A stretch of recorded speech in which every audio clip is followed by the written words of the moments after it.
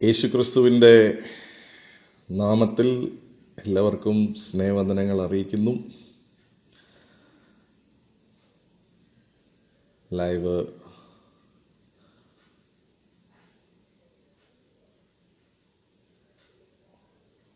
ഓണായി വരുന്നു എന്ന് വിശ്വസിക്കുന്നു. യെസ്,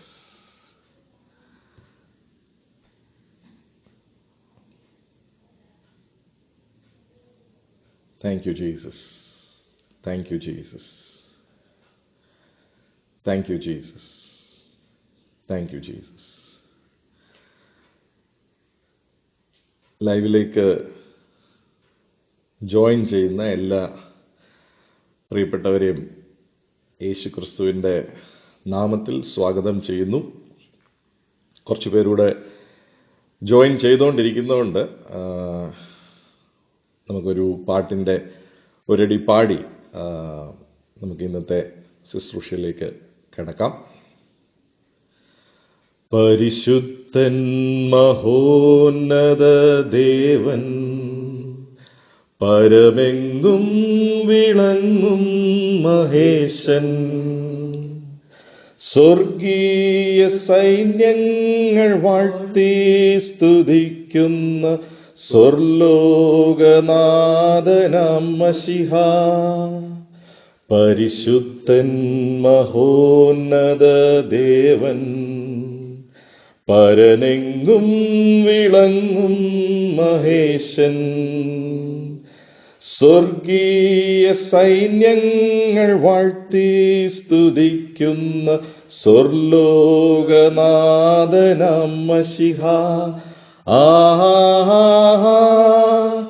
ലേലുയാ, ലേലുയാ, ലേലുയാ,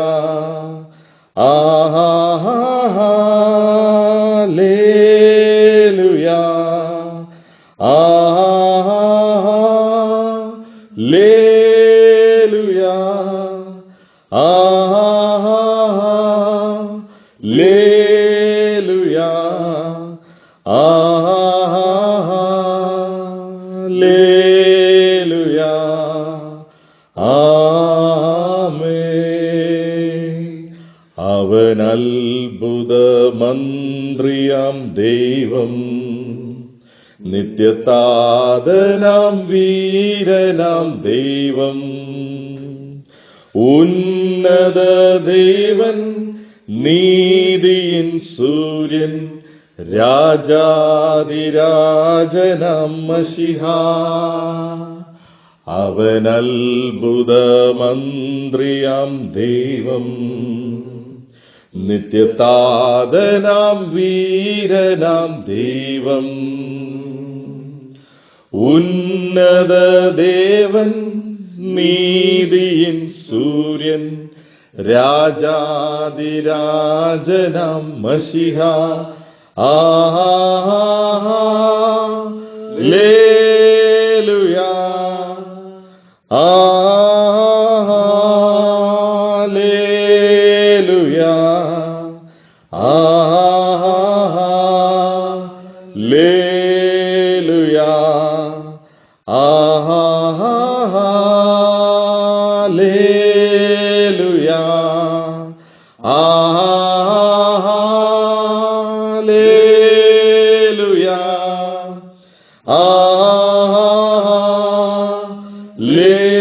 ലേലുയാ,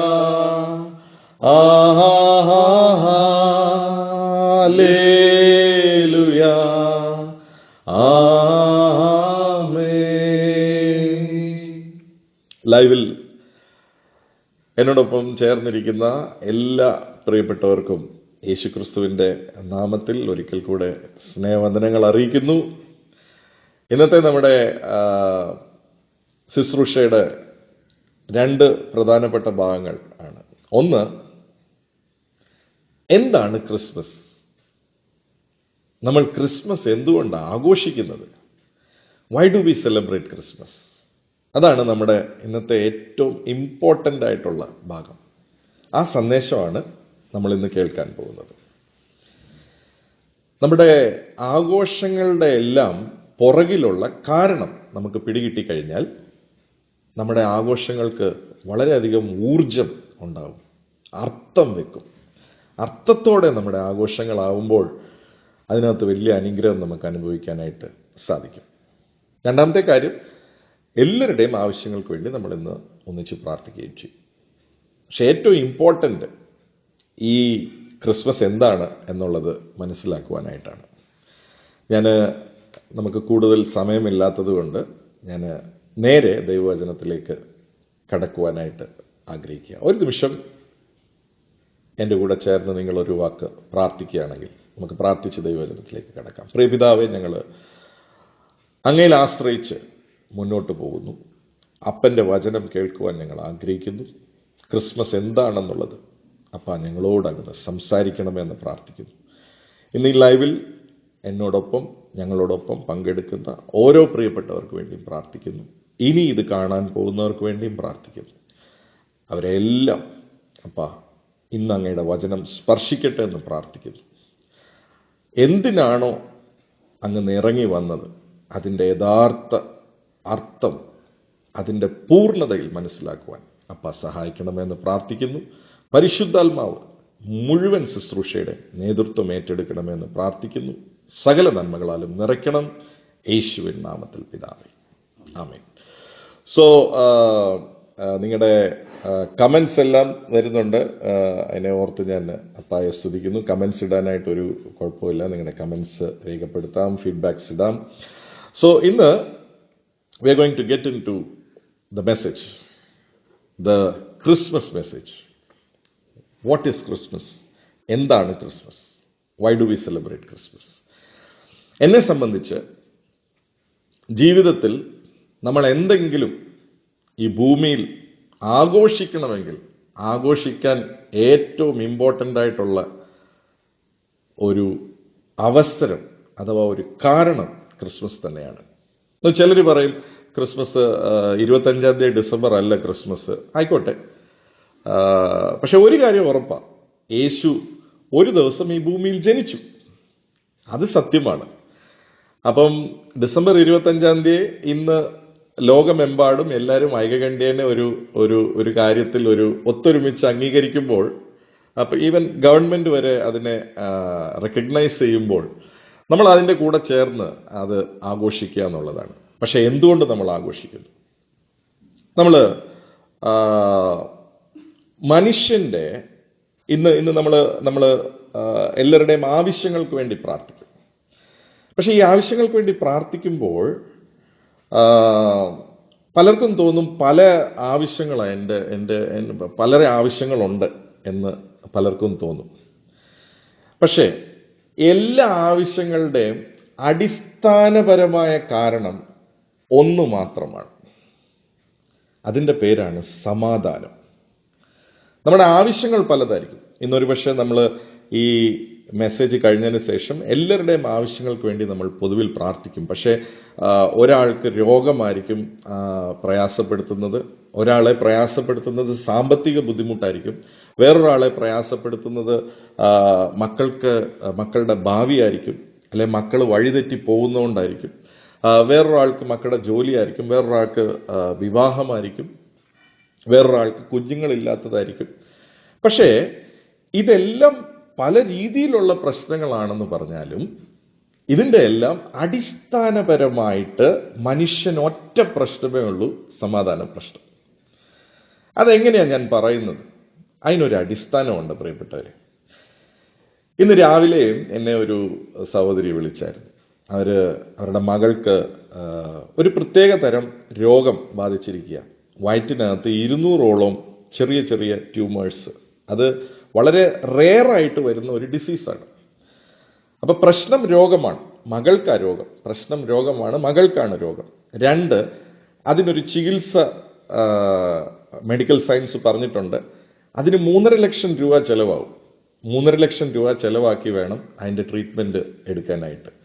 അപ്പം രണ്ടാമത്തെ പ്രശ്നം സാമ്പത്തികം. ആ 3.5 ലക്ഷം രൂപ കയ്യിലില്ല. നോ, ഇത് രണ്ടും പറഞ്ഞിട്ട് അവരുപയോഗിച്ച ഒരു വാക്കാണ്, ബ്രദറെ എനിക്ക് ഒരു സമാധാനവുമില്ല. നോക്കിയേ, പ്രശ്നം രോഗമാണ്, പ്രശ്നം സാമ്പത്തികമാണ്. പക്ഷെ ഇത് രണ്ടും സൃഷ്ടിക്കുന്ന ഇമ്പാക്റ്റ് എന്താണെന്ന് ചോദിച്ചാൽ സമാധാനമില്ലായ്മയാണ് ഇത് സൃഷ്ടിക്കുന്ന ഇമ്പാക്റ്റ്. ഏത് പ്രശ്നമായിക്കോട്ടെ. നോക്കിയാൽ നമ്മുടെ പല പ്രശ്നങ്ങളും ഇന്നൊരു പക്ഷേ നമ്മളെ വിഴുങ്ങിക്കളയത്തില്ല. പക്ഷെ നമ്മുടെ യഥാർത്ഥ പ്രശ്നം സമാധാന പ്രശ്നമാണ്. നമ്മുടെ രോഗം നമ്മളെ വിഴുങ്ങിക്കളയുമോ എന്നുള്ള ആശങ്ക, നമ്മളുടെ ആ സാമ്പത്തിക ബുദ്ധിമുട്ട് അതെന്തായി തീരുമെന്നുള്ള ആശങ്ക, അത് നിമിത്തം നമ്മുടെ സമാധാനം നഷ്ടപ്പെടുമ്പോഴാണ് നമ്മൾ പ്രയാസപ്പെടുന്നത്.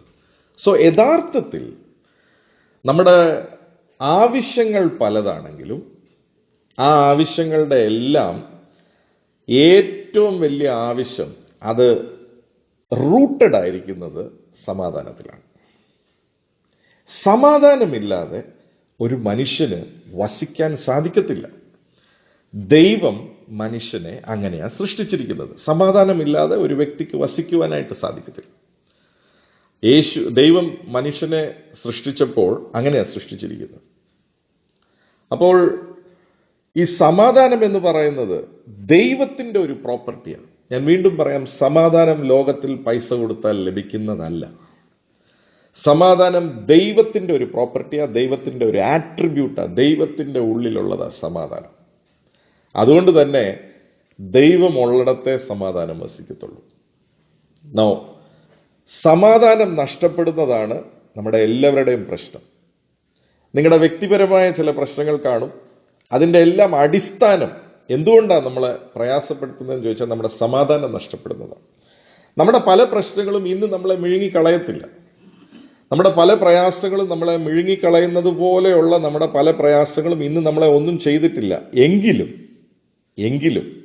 നമുക്ക് ഇന്ന് നമ്മളെ പ്രഷർ ചെയ്യുന്നത് എന്തുകൊണ്ടാണെന്ന് ചോദിച്ചാൽ ആ വിഷയം നമ്മുടെ സമാധാനത്തെ നഷ്ടപ്പെടുത്തുന്നത് കൊണ്ടാണ്.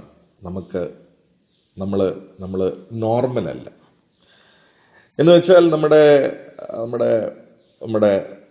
നമ്മുടെ ബോഡി സർവൈവ് ചെയ്യാനായിട്ട് എങ്ങനെ ഓക്സിജൻ നമുക്ക് വളരെ അത്യാവശ്യമാണോ, അതുപോലെ തന്നെ നമ്മുടെ മനസ്സും നമ്മുടെ ഉള്ളിലെ മനുഷ്യനും അതിന് സമാധാനം വളരെ ആവശ്യമാണ്. Without peace a man cannot exist.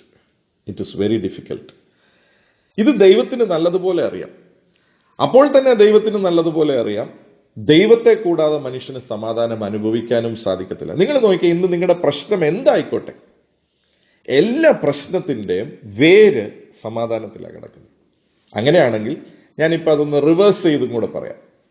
അപ്പൊ സമാധാനം എന്ന ഒറ്റ കാര്യത്തിനകത്ത് എല്ലാ കാര്യങ്ങളും അടങ്ങിയിട്ടുണ്ട്. എൻ്റെ ഒരു രോഗം എന്നെയോ അല്ലെ എനിക്ക് പ്രിയപ്പെട്ടവരെയോ ബാധിക്കുമ്പോൾ എൻ്റെ സമാധാനം പോകുന്നുണ്ടെങ്കിൽ സമാധാനത്തിനകത്ത് എൻ്റെ ആരോഗ്യമുണ്ട്. എൻ്റെ ഒരു സാമ്പത്തിക പ്രയാസം എൻ്റെ സമാധാനത്തെ കെടുത്തുന്നുണ്ടെങ്കിൽ, എൻ്റെ ഒരു വരുമാന മാർഗം അല്ലെ ഒരു ജോലി പോയി കഴിയുമ്പോൾ എൻ്റെ സമാധാനത്തെ അത് കെടുത്തുന്നുണ്ടെങ്കിൽ സമാധാനത്തിനകത്ത് എൻ്റെ സാമ്പത്തികവും അടങ്ങിയിട്ടുണ്ട്. എൻ്റെ മക്കളുടെ ഭാവി നശിക്കുന്നത് കാണുമ്പോൾ എൻ്റെ സമാധാനം നഷ്ടപ്പെടുന്നുണ്ടെങ്കിൽ അതിൻ്റെ അർത്ഥം സമാധാനത്തിനകത്ത് എൻ്റെ മക്കളുടെ ഭാവിയും അടങ്ങിയിട്ടുണ്ട്. ഒരു വീട്ടിലുള്ള എൻ്റെ പ്രിയപ്പെട്ടവർക്ക് എന്തെങ്കിലും ഒരു പ്രയാസം വരുമ്പോൾ എന്നെ കൊണ്ട് അത് സഹിക്കാൻ പറ്റാതെ എൻ്റെ സമാധാനം അതിൽ നഷ്ടപ്പെടുന്നുണ്ടെങ്കിൽ എൻ്റെ പ്രിയപ്പെട്ടവരുടെ നന്മയും എൻ്റെ സമാധാനത്തിനകത്ത് അടങ്ങിയിട്ടുണ്ട്. അങ്ങനെയാണെങ്കിൽ സമാധാനം എന്ന് പറയുന്നത് it is an all inclusive thing. അതാണ് ഇന്ന് രാവിലെ ആദ്യം നിങ്ങൾ മനസ്സിലാക്കേണ്ടത്. നമ്മൾ ജീവിതത്തിൽ മനസ്സിലാക്കണം, peace is more than everything. ഇന്ന് ലോകത്തിന് മുഴുവൻ ഒറ്റ പ്രശ്നമേ ഉള്ളൂ, സമാധാന പ്രശ്നം. എല്ലാ മനുഷ്യനും ഒറ്റ പ്രശ്നമേ ഉള്ളൂ, സമാധാന പ്രശ്നം.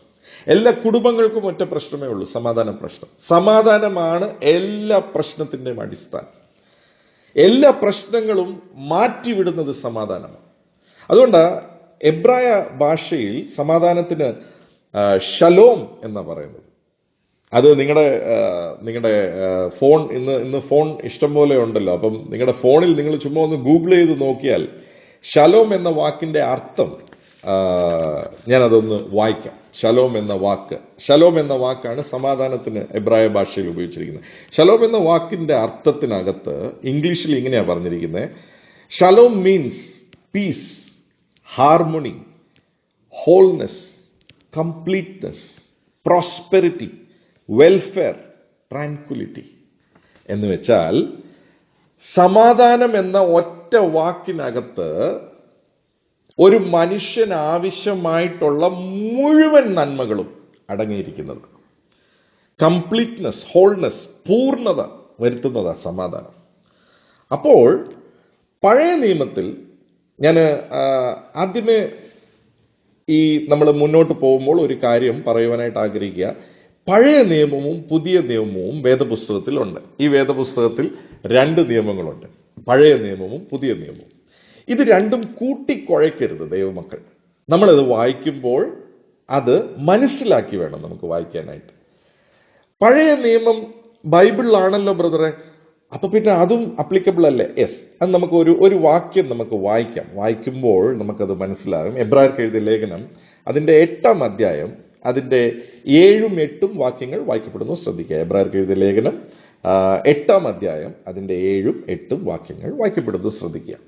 ഒന്നാമത്തെ നിയമം കുറവില്ലാത്തതായിരുന്നു എങ്കിൽ രണ്ടാമത്തേതിന് ഇടം അന്വേഷിക്കയില്ലായിരുന്നു. ശ്രദ്ധിച്ചേ, വചനം വളരെ വ്യക്തമായിട്ട് പറയുക, പഴയ നിയമത്തിന് കുറവില്ലായിരുന്നു എങ്കിൽ ഒരു പുതിയ നിയമത്തിന് ആവശ്യമില്ല. സോ ആദ്യം ദൈവമക്കൾ മനസ്സിലാക്കേണ്ടത് പഴയ നിയമത്തിൽ ചില കുറവുകളുണ്ട്.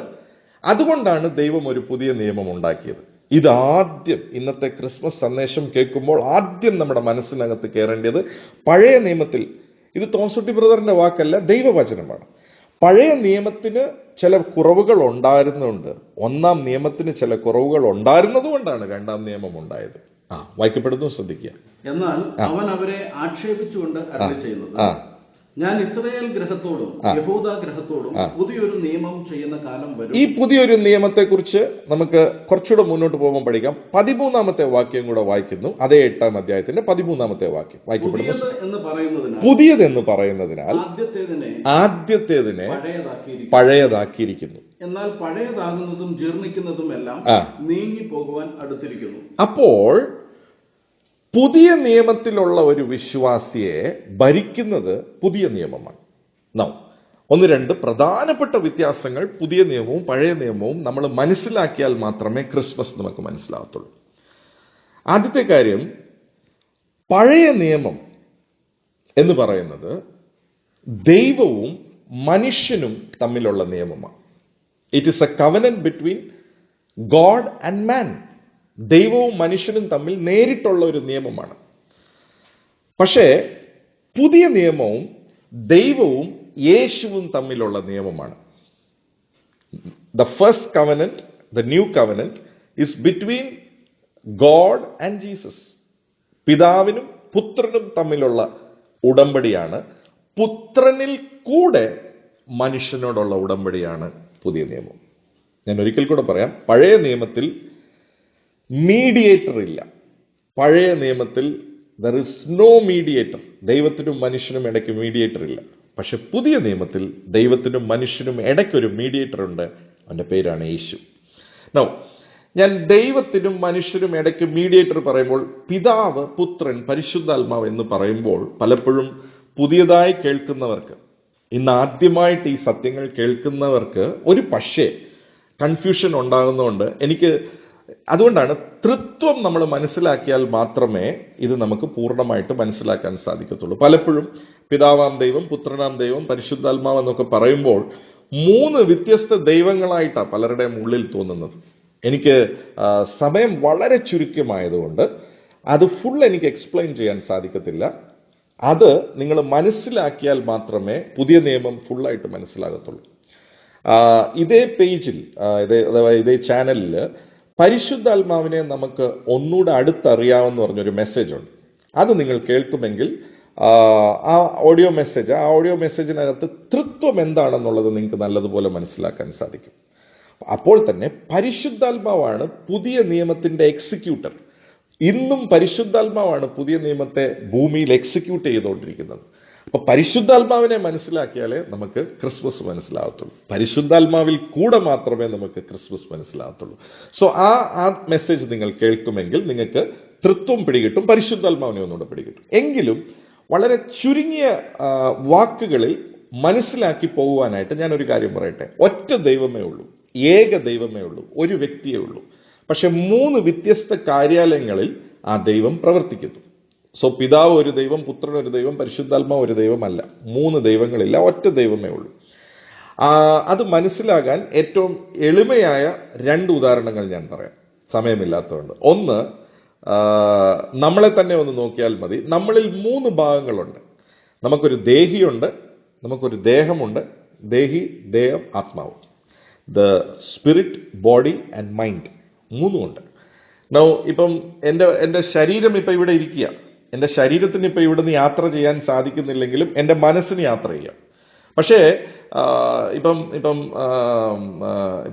തോമസുട്ടി ബ്രദർ ഇന്ന സ്ഥലത്ത് വന്നു എന്നേ പറയത്തുള്ളൂ. തോമസുട്ടി ബ്രദറിന്റെ ശരീരം ഇതാ വന്നിരിക്കുന്നു, തോമസുട്ടി ബ്രദറിന്റെ മനസ്സ് ഇതാ വന്നിരിക്കുന്നു, തോമസുട്ടി ബ്രദറിന്റെ ആത്മാവ് ഇതാ വന്നിരിക്കുന്നു, അങ്ങനെ പറയാറില്ല. ഇത് 3ഉം ചേരുന്നതാ നമ്മൾക്കിത് 3 ഭാഗങ്ങളുമുണ്ട്, ഈ 3 ഫാക്കൽറ്റിയും ഉണ്ട്, ഈ 3 വ്യത്യസ്ത എബിലിറ്റീസ് ഉണ്ട്, ഈ 3 വ്യത്യസ്ത ഓഫീസസ് ഉണ്ട്. എങ്കിലും നമ്മൾ ഒറ്റ വ്യക്തിയാണ്. അതുപോലെ തന്നെ ദൈവവും ഒറ്റ വ്യക്തിയാണ്, പക്ഷെ 3 വ്യത്യസ്ത കാര്യാലയങ്ങളിലാണ് ഫങ്ഷൻ ചെയ്യുന്നത്. രണ്ടാമത് ഒരു എക്സാമ്പിളും കൂടെ നമ്മുടെ ലോക്കൽ, നമ്മൾ ഡെയിലി കാണുന്ന കാര്യത്തിൽ നിന്ന് ഒരു എക്സാമ്പിളും കൂടെ പറയാം. നമ്മൾ കാറിനകത്ത് AC ഇടാറുണ്ട്. ACക്കകത്ത് നമ്മുടെ ഒരു ബ്ലോവർ, അവിടെ ഒരു ബ്ലോയർ ഉണ്ട്. ആ ബ്ലോവർ അവിടെ ഒരു ഫാൻ മോഡുണ്ട്. ഫാൻ മോഡ് വെച്ച് കഴിഞ്ഞാൽ ഫാൻ കറങ്ങുന്നതിന്റെ കാറ്റ് ആ ബ്ലോവറിൽ കൂടെ വരും. അപ്പോൾ തന്നെ AC ഓൺ ചെയ്ത് കഴിഞ്ഞാൽ ACയുടെ കാറ്റ് ആ ബ്ലോവറിൽ കൂടെ വരും. അപ്പോൾ തന്നെ ഈ ഹീറ്ററുണ്ട്. ഹീറ്റർ വെച്ച് കഴിയുമ്പോൾ അതേ ബ്ലോവറിൽ കൂടെ ചൂടുകാറ്റ് വരും. 3 ബ്ലോവർ ഉണ്ടോ? ഇല്ല, ഒറ്റ ബ്ലോവറേ ഉള്ളൂ. പക്ഷെ ആ ബ്ലോവറിൽ കൂടെ 3 വ്യത്യസ്തമായിട്ടുള്ള കാറ്റുകൾ നമുക്ക് ലഭിക്കുന്നു. അതുപോലെ തന്നെ ഏകദൈവമാണ്. ഏകദൈവത്തിന്റെ 3 വ്യത്യസ്ത കാര്യാലയങ്ങളിൽ കൂടെ മനുഷ്യനെ സഹായിക്കാനായിട്ട് ദൈവം പ്രവർത്തിക്കുന്നു. സോ ദൈവത്തിൽ നിന്ന് തന്നെ പുറപ്പെട്ട ദൈവമായവനാണ് യേശു. ദൈവം തന്നെ മനുഷ്യനായി ഭൂമിയിൽ ഇറങ്ങി വന്നവനാണ് യേശു. എന്നെ കേൾക്കുന്ന പ്രിയപ്പെട്ടവരെ, പഴയ നിയമം നിയമത്തിന്റെ അടിസ്ഥാനത്തിലുള്ളതാണ്. ഇറ്റ് ഈസ് ബേസ്ഡ് ഓൺ റൂൾസിന്റെ അടിസ്ഥാനത്തിലുള്ളതാണ് പഴയ നിയമം. ആ പഴയ നിയമത്തിൽ റൂൾസ് ഫുൾഫിൽ ചെയ്താൽ മാത്രമേ ദൈവത്തിന് ഒരാളെ സമാധാനത്തിൽ വസിപ്പിക്കാനായിട്ട് സാധിക്കത്തുള്ളൂ. ദൈവം ഒരാളുടെ കൂടെ ഉണ്ടെങ്കിലേ അയാൾക്ക് സമാധാനം കിട്ടത്തുള്ളൂ. അപ്പം പുതിയ നിയമം, യേശു വന്നത് പുതിയ നിയമം ഉണ്ടാക്കുവാനായിട്ടാണ്. ആൻഡ് പുതിയ നിയമം എന്ന് പറയുന്നത് തന്നെ it is aimed at peace. നമുക്കൊരു വാക്യം വായിക്കുമ്പോൾ നമുക്കത് മനസ്സിലാകും. ലൂക്കോസ് എഴുതിയ സുവിശേഷം അതിന്റെ 2-ാം അധ്യായം അതിന്റെ 14-ാമത്തെ വാക്യം ഇപ്പോൾ വായിക്കപ്പെടുന്നു. ശ്രദ്ധിക്കുക. അത്യുന്നതങ്ങളിൽ ദൈവത്തിന് മഹത്വം. ഇത് ദൈവദൂതന്മാർ ക്രിസ്മസിന്റെ അന്ന് പാടിയതാ. ആദ്യത്തെ ക്രിസ്മസിന്റെ അന്ന് പാടിയതാ. അത്യുന്നതങ്ങളിൽ ദൈവത്തിന് മഹത്വം, ഭൂമിയിൽ ദൈവപ്രസാദമുള്ള മനുഷ്യർക്ക് സമാധാനം എന്ന് പറഞ്ഞു. ഭൂമിയിൽ ദൈവപ്രസാദമുള്ള മനുഷ്യർക്ക് സമാധാനം. ഇവിടെ 2 കാര്യങ്ങളുണ്ട്. സമാധാനമാണ് ക്രിസ്മസിന്റെ ഏറ്റവും വലിയ ഗിഫ്റ്റ്. പക്ഷെ അവിടെ ഒരു കണ്ടീഷൻ വെച്ചിട്ടുണ്ട്. ഭൂമിയിൽ ദൈവപ്രസാദമുള്ള മനുഷ്യർക്ക് സമാധാനം. ഓൾഡ് ടെസ്റ്റ്മെന്റിൽ ആർക്കും ദൈവത്തെ പ്രസാദിപ്പിക്കുവാനായിട്ട് സാധിച്ചിട്ടില്ല. പൂർണ്ണമായി ദൈവത്തെ പ്രസാദിപ്പിക്കാനായിട്ട് സാധിച്ചിട്ടില്ല. അതുകൊണ്ടാണ് ദൈവം തന്നെ മനുഷ്യനായി ഭൂമിയിൽ ഇറങ്ങി വന്നു. അതാണ് ക്രിസ്മസ്. എന്തിനാണ്? മനുഷ്യനെ കൊണ്ട് ചെയ്യാൻ സാധിക്കാത്തത് ദൈവം അവന് പകരമായി ചെയ്ത് അവന്റെ പകരക്കാരനായി. അതുകൊണ്ടാണ് യേശു ഈ ഭൂമിയിൽ വന്നപ്പോൾ നമ്മൾ സുവിശേഷങ്ങളിൽ വായിക്കുമ്പോൾ ഇങ്ങനെ കാണുവാനായിട്ട് സാധിക്കുന്നുണ്ട്. ഇതെന്റെ പ്രിയപുത്രൻ, ഇവനിൽ ഞാൻ പ്രസാദിച്ചിരിക്കുന്നു. പിതാവ് പ്രസാദിച്ച ഏക വ്യക്തി യേശു മാത്രമേ ഉള്ളൂ. പിതാവ് പ്രസാദിച്ച ഏക വ്യക്തി ഈ ഭൂമിയിൽ നടന്നത് യേശു മാത്രമേ ഉള്ളൂ. അപ്പോൾ യേശു വന്നത് എന്തിനാണ്? യേശുവിനറിയാം സമാധാനമില്ലാതെ നിങ്ങൾക്കും എനിക്കും വസിക്കാൻ സാധിക്കത്തില്ല. സൃഷ്ടിച്ചവന് അവനറിയാം സമാധാനത്തിന് അവനെ കൂടാതെ നമുക്ക് സമാധാനം അനുഭവിക്കാൻ സാധിക്കത്തില്ല. പക്ഷെ അവന് നമ്മുടെ കൂടെ വസിക്കണമെങ്കിൽ പഴയ നിയമത്തിന്റെ റൂളിന്റെ അടിസ്ഥാനത്തിലുള്ള, ചട്ടങ്ങളുടെ അടിസ്ഥാനത്തിലുള്ള ഒരു നിയമത്തിൽ മനുഷ്യൻ ഒരിക്കലും ദൈവത്തെ പ്രസാദിപ്പിക്കാൻ സാധിക്കുന്നില്ല. അതുകൊണ്ട് തന്നെ ദൈവത്തിന് ഒരിക്കലും മനുഷ്യന്റെ കൂടെ വസിക്കാനും സാധിക്കുന്നില്ല. പക്ഷെ അതുകൊണ്ടാണ് യേശു ഇറങ്ങി വന്ന് മനുഷ്യനെ കൊണ്ട് സാധിക്കാത്തത് യേശു സാധിക്കാനായിട്ട് ഇറങ്ങി വന്നത്. That is the most important message of Christmas. ദൈവം തന്നെ മനുഷ്യനായി ഭൂമിയിൽ ഇറങ്ങി വന്നു, എനിക്ക് സാധിക്കാത്തത് എൻ്റെ പകരക്കാരനായിട്ട് സാധിക്കുവാനായിട്ട്.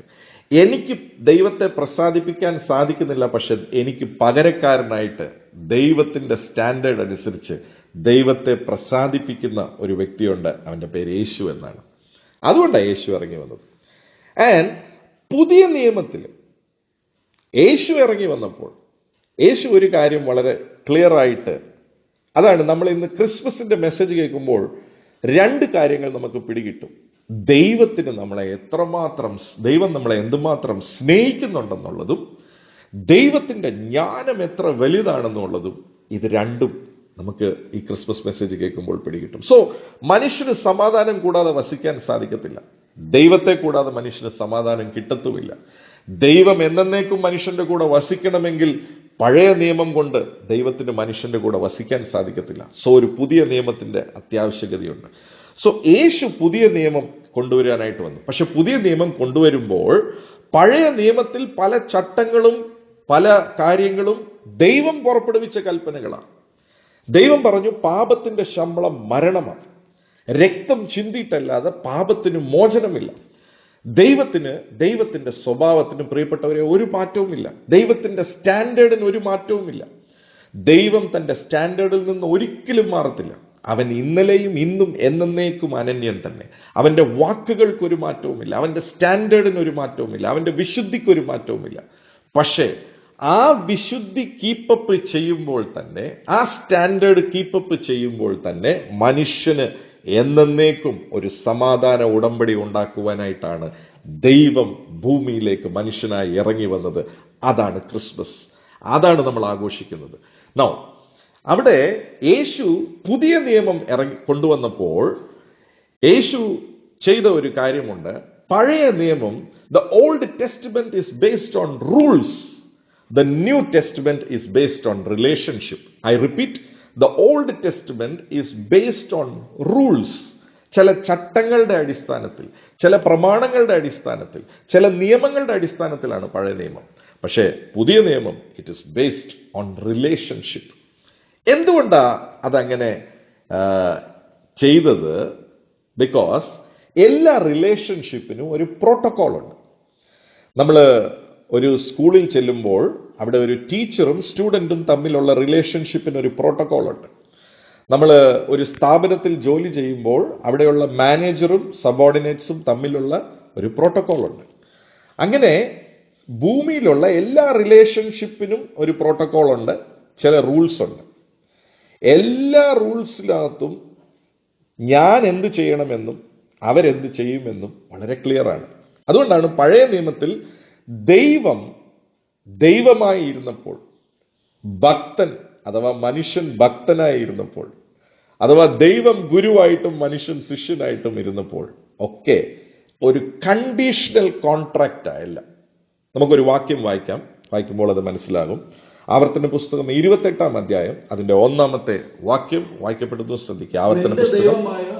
യഹോവയുടെ വാക്ക് നീ ശ്രദ്ധയോടെ കേട്ട് ഞാൻ ഇന്ന് നിന്നോട് ആജ്ഞാപിക്കുന്ന അവന്റെ സകല കൽപ്പനകളും പ്രമാണിച്ച് നടന്നാൽ നിന്റെ ദൈവമായ യഹോവ നിന്നെ ഭൂമിയിലുള്ള സർവ്വജാതികൾക്കും മീതെ ഉന്നതമാക്കും. ശ്രദ്ധിച്ചോണേ, ഇംഗ്ലീഷ് ബൈബിളിൽ പറയുന്നത് ലോർഡ് യുവർ ഗോഡ് എന്ന്. അപ്പൊ ദൈവമായിട്ടും ദൈവം കർത്താവായിട്ടും ഓപ്പറേറ്റ് ചെയ്യുമ്പോൾ എല്ലാം നിയമങ്ങൾ അവിടെയുണ്ട്, കണ്ടീഷൻസ് അവിടെയുണ്ട്.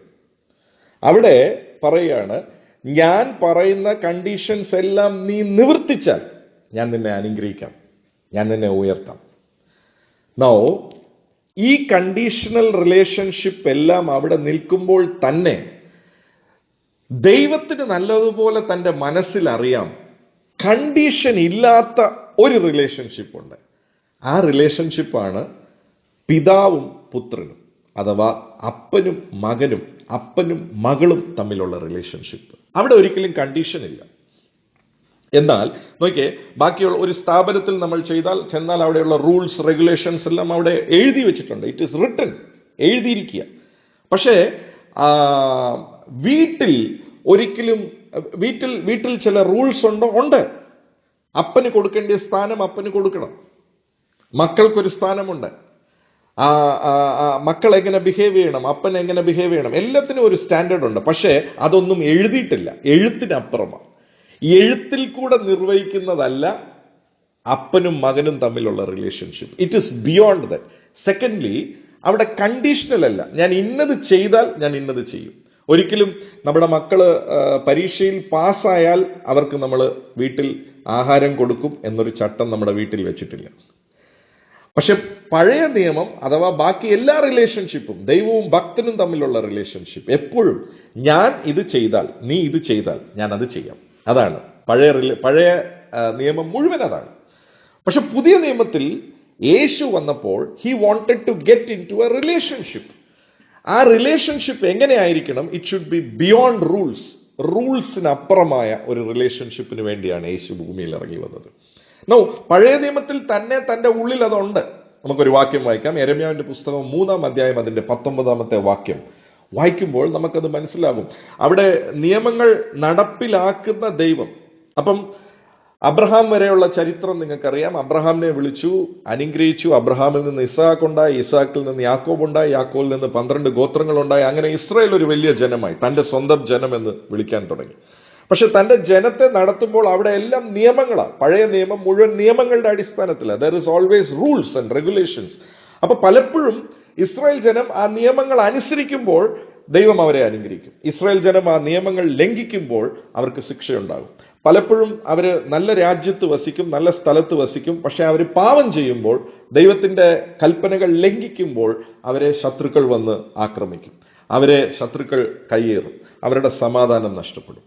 ഇതാണ് പഴയ നിയമത്തിൽ നടന്നത്. ആ പഴയ നിയമത്തിൽ അത് നടന്നുകൊണ്ടിരിക്കുമ്പോൾ തന്നെ ദൈവത്തിന്റെ അനന്തര ജ്ഞാനത്തിൽ തന്റെ ഉള്ളിൽ ഒരു പ്ലാൻ ഉണ്ടായിരുന്നു. അതാണ് യെരമ്യാ 3:19 നമ്മൾ വായിക്കപ്പെടുന്നു. ശ്രദ്ധിക്കുക. ഞാനോ നിന്നെ ദത്തെടുത്ത് നിനക്ക് ജാതികളുടെ അതിഭംഗിയുള്ള അവകാശമായ മനോഹര ദേശം നൽകേണ്ടത് എങ്ങനെയെന്ന് വിചാരിച്ചു. എന്ന് വെച്ചാൽ ദത്തെടുക്കുക എന്ന് വെച്ചാൽ നിന്നെ എന്റെ മകനാക്കി. ഇപ്പോൾ ഉള്ള റിലേഷൻഷിപ്പ് അല്ല, ഈ ദൈവവും ഭക്തനും എന്നുള്ള റിലേഷൻഷിപ്പ് അല്ല. നിന്നെ എന്റെ മകനാക്കി, നിന്നെ എനിക്ക് അനുഗ്രഹിക്കണം. മകനാക്കിയാലുള്ള ഗുണം എന്താണെന്ന് വെച്ചാൽ, നീ ചിലത് ചെയ്താലേ അനുഗ്രഹിക്കത്തുള്ളൂ എന്നുള്ള ആ കണ്ടീഷണൽ റിലേഷൻഷിപ്പ് മാറ്റിയിട്ട് നീ എൻ്റെ മകനായതുകൊണ്ട് എനിക്കുള്ളത് മുഴുവൻ എനിക്ക് തരുവാനായിട്ട് സാധിക്കും. ആ ഉടമ്പടി ഉണ്ടാക്കാൻ വന്നവനാണ് യേശു. ആ ഉടമ്പടി ഉണ്ടാക്കാൻ വന്നതാണ് ക്രിസ്മസ്, പ്രിയപ്പെട്ടവരെ. ഓക്കെ, ഇത് നമ്മൾക്ക് ആ വാക്യത്തിന്റെ ബാക്കിയും കൂടെ വായിക്കാം. നീ എന്നെ എന്റെ പിതാവേ എന്ന് വിളിക്കും. നീ എന്നെ എന്റെ പിതാവേ, എന്റെ അപ്പായേ എന്ന് വിളിക്കും. എന്നെ വിട്ടുമാറുകയുമില്ല. എന്നെ വിട്ടുമാറുകയുമില്ല. നോക്കിയേ, അതാണ് പുതിയ നിയമം. It is not based on conditions. ഇത് പറയുമ്പോൾ ചിലർ ചിന്തിക്കും, അപ്പൊ പുതിയ നിയമത്തിൽ എന്തും കാണിക്കാവോ? നോ, അതിലേക്കാണ് നമ്മൾ വരാൻ പോകുന്നത്. It is not based on rules, it is not based on regulations, but it is much beyond that. അപ്പൊ ഞാൻ കുറച്ചു മുമ്പേ പറഞ്ഞു, ബാക്കി ഓഫീസിലും നമ്മൾ പോകുന്ന ജോലി സ്ഥലത്തും ഒക്കെ നിയമങ്ങളൊക്കെ എഴുതിയിട്ടിരിക്കുക, എല്ലായിടത്തും എഴുതിയിട്ടിരിക്കുക. പക്ഷെ പുതിയ നിയമത്തിൽ അങ്ങനെയല്ല, വീടുകളിൽ അങ്ങനെയല്ല. വീട്ടിൽ എഴുതിയിട്ടിട്ടില്ല. വീട്ടിൽ അവിടെ നിയമം എഴുതിയിട്ടില്ല. അപ്പൻ വരുമ്പോൾ മക്കൾ എഴുന്നേറ്റ് നിൽക്കണം, അപ്പനെ ബഹുമാനിക്കണം, അങ്ങനെ ഒരു നിയമം അവിടെ എഴുതിയിട്ടില്ല. പക്ഷേ മക്കൾക്കറിയാം അപ്പനെ ബഹുമാനിക്കണം, അപ്പൻ വരുമ്പോൾ എഴുന്നേറ്റ് നിൽക്കണം, അല്ലെ അപ്പന് കൊടുക്കേണ്ട സ്ഥാനം കൊടുക്കണം. അതാണ് നമ്മൾ കുറച്ചു മുമ്പേ വായിച്ച എബ്രായർക്ക് എഴുതിയ ലേഖനം 8-ാം അധ്യായത്തിൽ നമ്മൾ 2 വാക്യം വായിച്ചില്ല. പുതിയ നിയമത്തിൽ വരുമ്പോൾ, അപ്പനും മക്കളും എന്നുള്ള ബന്ധത്തിൽ വരുമ്പോൾ, ഈ നിയമം ഒരു സ്ഥലത്ത് എഴുതിയിട്ടല്ല അത് നിവൃത്തിയാക്കുന്നത്, ഇവിടെ അവൻ എഴുതാൻ ആഗ്രഹിക്കുക. അതാണ് പുതിയ നിയമം. വായിക്കപ്പെടുന്നു, ശ്രദ്ധിക്കുക. എബ്രായർക്ക് എഴുതിയ ലേഖനം 8-ാം അധ്യായം അതിന്റെ 9, 10, 12 വാക്യങ്ങൾ വായിക്കപ്പെടുന്നു, ശ്രദ്ധിക്കുക. ഞാൻ അവരുടെ പിതാക്കന്മാരെ ആ. കൈക്ക് പിടിച്ച് ആ. മിസ്രൈം ദേശത്തു നിന്ന് കൊണ്ടുവന്ന നാളിൽ ആ. ഞാൻ അവരോട് ചെയ്ത നിയമം പോലെ അല്ല. പോലെ അല്ല എന്ന് വെച്ചാൽ നിങ്ങൾ ഇന്നതെല്ലാം പ്രവർത്തിച്ചാൽ ഞാൻ നിങ്ങളെ അനുഗ്രഹിക്കാമെന്ന് പറഞ്ഞ നിയമം പോലെ അല്ല. ആ, വായിച്ചോ. നിയമം പോലെയല്ല. അവർ എന്റെ നിയമത്തിൽ നിലനിന്നില്ല. അവരെന്റെ നിയമത്തിൽ നിലനില്ലില്ല, പഴയ നിയമത്തിൽ നിലനില്ലില്ല. ആ, ഞാൻ അവരെ ആദരിച്ചതുമില്ല എന്ന് ഞാൻ അതുകൊണ്ട് അവരെ ആദരിച്ചതുമില്ല. ആ, ഈ കാലം കഴിഞ്ഞ ശേഷം ഞാൻ ഇസ്രായേൽ ഗൃഹത്തോട് ചെയ്യുവാനിരിക്കുന്ന നിയമം ഇതാണ് പുതിയ നിയമം. ആ, ഈ നിയമത്തിൽ ഇങ്ങനെയാകുന്നു. ആ, ഞാൻ എന്റെ ന്യായപ്രമാണം ഒരു ബുക്കിൽ എഴുതുകയല്ല. ആ, ഞാൻ എന്റെ ന്യായപ്രമാണം അവരുടെ ഉള്ളിലാക്കി. എങ്ങനെ ഒരു അപ്പനും മകനും തമ്മിലുള്ള റിലേഷൻഷിപ്പില് ആ റിലേഷൻഷിപ്പിന്റെ പ്രോട്ടോകോൾ, ആ റിലേഷൻഷിപ്പിന്റെ റിക്വയർമെന്റ്സ് അതൊരു പേപ്പറിൽ എഴുതിയതല്ല, അത് ഉള്ളിൽ എഴുതിയിരിക്കുക. അതുപോലെ വായിക്കപ്പെടുന്നു, ശ്രദ്ധിക്കുക. ആ, ഉള്ളിലാക്കി അവരുടെ ഹൃദയങ്ങളിൽ എഴുതും, ഹൃദയങ്ങളിൽ എഴുതും. ഇതിലെഴുതുകയല്ല, ഹൃദയങ്ങളിൽ എഴുതും. ഹൃദയങ്ങളിൽ എഴുതുമെന്ന് വെച്ചാൽ പിന്നെ ഒരാൾ പഠിപ്പിക്കേണ്ട. അതിന്റെ ബാക്കിയും കൂടെ വായിക്കുമ്പോൾ നിങ്ങൾക്ക് അത് മനസ്സിലാവും. വായിക്കപ്പെടുന്നു, ഞാൻ അവർക്ക് ദൈവമായും അവർ എനിക്ക് ജനമായിരിക്കും. ആ, വായിച്ചേ. 12. ഞാൻ അവരുടെ അകൃത്യങ്ങളെ കുറിച്ച് കരുണയുള്ളവനാകും, അവരുടെ പാപങ്ങളെ ഇനി ഓർക്കുകയുമില്ല എന്ന് കർത്താവിന്റെ. ബിക്കോസ് ഈ നിയമത്തില് അവനൊരു പിതാവും ഞാൻ അവന്റെ മകനുമാകുമ്പോൾ it is not based on conditions. No, ഈ നിയമത്തിനകത്ത് ഒരു പ്രധാനപ്പെട്ട കാര്യം നമുക്ക് മനസ്സിലാക്കണം. വേലക്കാരൻ അഥവാ ജോലി ചെയ്യുന്ന ഒരു വ്യക്തി താൻ അനുഗ്രഹിക്കപ്പെടുന്നത് ജോലി ചെയ്ത് ശമ്പളം കിട്ടിയാലാണ് അനുഗ്രഹിക്കപ്പെടുന്നത്. പക്ഷേ മക്കൾ അനുഗ്രഹിക്കപ്പെടുന്നത് അവകാശം കൊണ്ടാണ്. അവകാശത്താലാണ് മക്കൾ അനുഗ്രഹിക്കപ്പെടുന്നത്. അതിന്റെ ഏറ്റവും വലിയ ഉദാഹരണം എൻ്റെ മക്കളെ നോക്കിയാൽ മതി. അവർ വീട്ടിൽ അനുഭവിക്കുന്ന അനുഗ്രഹങ്ങളുടെ അടിസ്ഥാനം അവർ ചെയ്യുന്ന പ്രവൃത്തിയല്ല. എന്നാൽ അവർ വീട്ടിൽ പ്രവർത്തിക്കാതെ ഇരിക്കുമോ? ഉറപ്പായിട്ടും പ്രവർത്തിക്കും. വീട്ടിലെ ജോലികളൊക്കെ അവർ ചെയ്യും, വീട്ടിലെ കാര്യങ്ങളൊക്കെ അവർ നിവർത്തിക്കും. അവർ കടയിൽ പോയി സാധനങ്ങൾ ചിലപ്പം അവരുടെ പ്രായപൂർത്തി അനുസരിച്ച് സാധനങ്ങൾ മേടിക്കും, വീട്ടിലെ കാര്യങ്ങൾ നോക്കും, എല്ലാം ചെയ്യും. പക്ഷെ ഇന്ന് ഞാൻ വീട്ടിലെ കാര്യം നോക്കിയോണ്ട് എനിക്കിത് കിട്ടി? നോ, അവൻ അപ്പന്റെ അവകാശിയാണ്. അപ്പൻ എന്തെല്ലാം ഉണ്ടോ അത് ആ മകനും മകൾക്കും സ്വന്തമാണ്. അവൻ അനുഗ്രഹിക്കപ്പെടുന്നത് അവകാശത്തിൽ നിന്ന്. സോ എഗെയിൻ, പുതിയ നിയമത്തിനും പഴയ നിയമത്തിനും ഉള്ള വലിയൊരു വ്യത്യാസം, പഴയ നിയമത്തിൽ ദാസൻ അഥവാ കൂലിക്കാരൻ അഥവാ ഒരു വ്യക്തി അനുഗ്രഹിക്കപ്പെടണമെങ്കിൽ ചില പ്രവൃത്തി ചെയ്ത് അനുഗ്രഹിക്കപ്പെടും.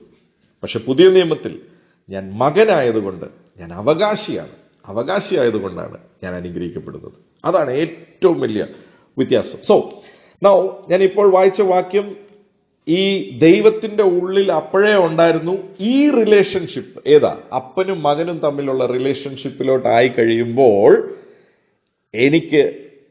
നമുക്ക് ഇത്രയും ചിന്തിച്ചാൽ മതിയല്ലോ. നമ്മുടെ മക്കൾ ഒരു തെറ്റ് ചെയ്തെന്ന് പറഞ്ഞ് നമ്മൾ അവരെ ഇട്ടിട്ട് പോകത്തില്ലല്ലോ. നമ്മുടെ മക്കൾക്കൊരു അബദ്ധം പറ്റിയെന്ന് പറഞ്ഞാൽ അവർ നമ്മുടെ മക്കളാകാതെ പോകത്തില്ലല്ലോ. പക്ഷെ ദൈവവും ഭക്തനും തമ്മിൽ അങ്ങനെയല്ല, കണ്ടീഷനല്ല. പക്ഷെ അപ്പനും മകനും തമ്മിൽ അങ്ങനെയല്ല. എത്ര തെറ്റുകൾ പറ്റിയാലും എൻ്റെ മകൻ തന്നെയാണ്, എൻ്റെ മകൾ തന്നെയാണ്. ആ റിലേഷൻഷിപ്പ് ഉണ്ടാക്കാൻ വന്നതാണ് ക്രിസ്മസ്. ആ റിലേഷൻഷിപ്പ് ഭൂമിയിൽ എസ്റ്റാബ്ലിഷ് ചെയ്യാനായിട്ട് വന്നവനാണ് യേശു. സോ നൗ പഴയ നിയമത്തിലുള്ള 2 പ്രവചനങ്ങൾ ഞാൻ വായിക്കുമ്പോൾ ഇത് കുറച്ചുകൂടെ പിടികിട്ടും നമുക്ക്. 2 പ്രവചനങ്ങൾ വായിക്കപ്പെടുന്നു, ശ്രദ്ധിക്കുക. ഒന്ന് യെശയ്യാവിന്റെ പുസ്തകം 7-ാം അധ്യായം അതിന്റെ 14-ാമത്തെ വാക്യം. ഞാൻ പറഞ്ഞു, സമാധാനം ദൈവത്തിൽ മാത്രമേ ഉള്ളൂ. ദൈവം വസിച്ചാലേ ഒരു വ്യക്തിക്ക് സമാധാനം കിട്ടത്തുള്ളൂ. ഇന്ന് നമ്മുടെ എല്ലാ പ്രശ്നങ്ങളുടെയും മൂല അടിസ്ഥാനം എവിടെയാന്ന് നോക്കിയാൽ സമാധാനമാണ്.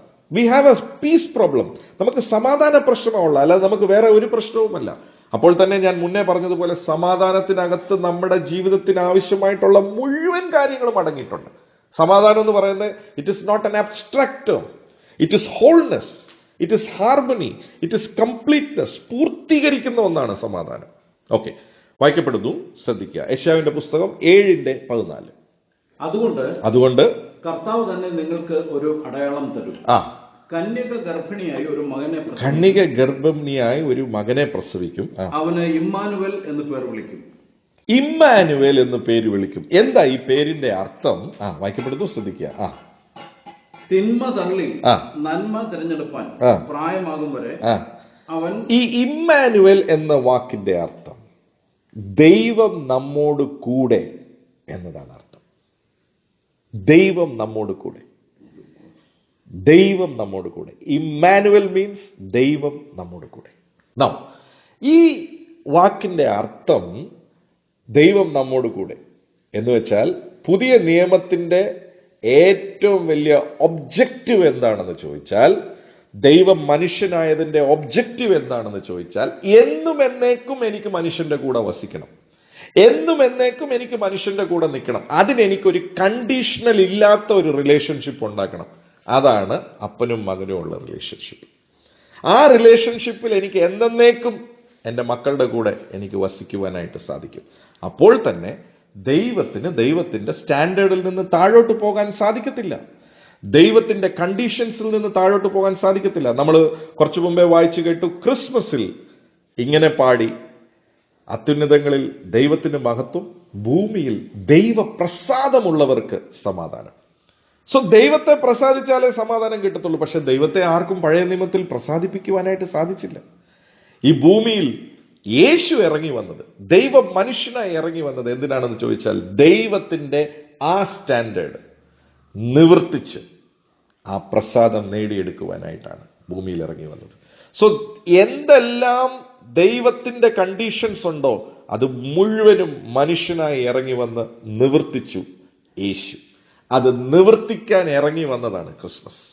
അത് നിവർത്തിക്കാൻ ഈ ഭൂമിയിൽ ഇറങ്ങി വന്നതാണ് ക്രിസ്മസ്. നൗ അടുത്ത വാക്യം വായിക്കുമ്പോൾ, അടുത്ത ഒരു പ്രവചനവും കൂടെ ഞാൻ വായിപ്പിക്കുമ്പോൾ, എന്താണ് ഈ പഴയ നിയമം ടു പുതിയ നിയമത്തിന്റെ ട്രാൻസ്ഫർ, എങ്ങനെയാ ഈ മൂവ്മെന്റ് നടക്കുന്നത് എന്നുള്ളത് നമുക്ക് മനസ്സിലാക്കുവാനായിട്ട് സാധിക്കും.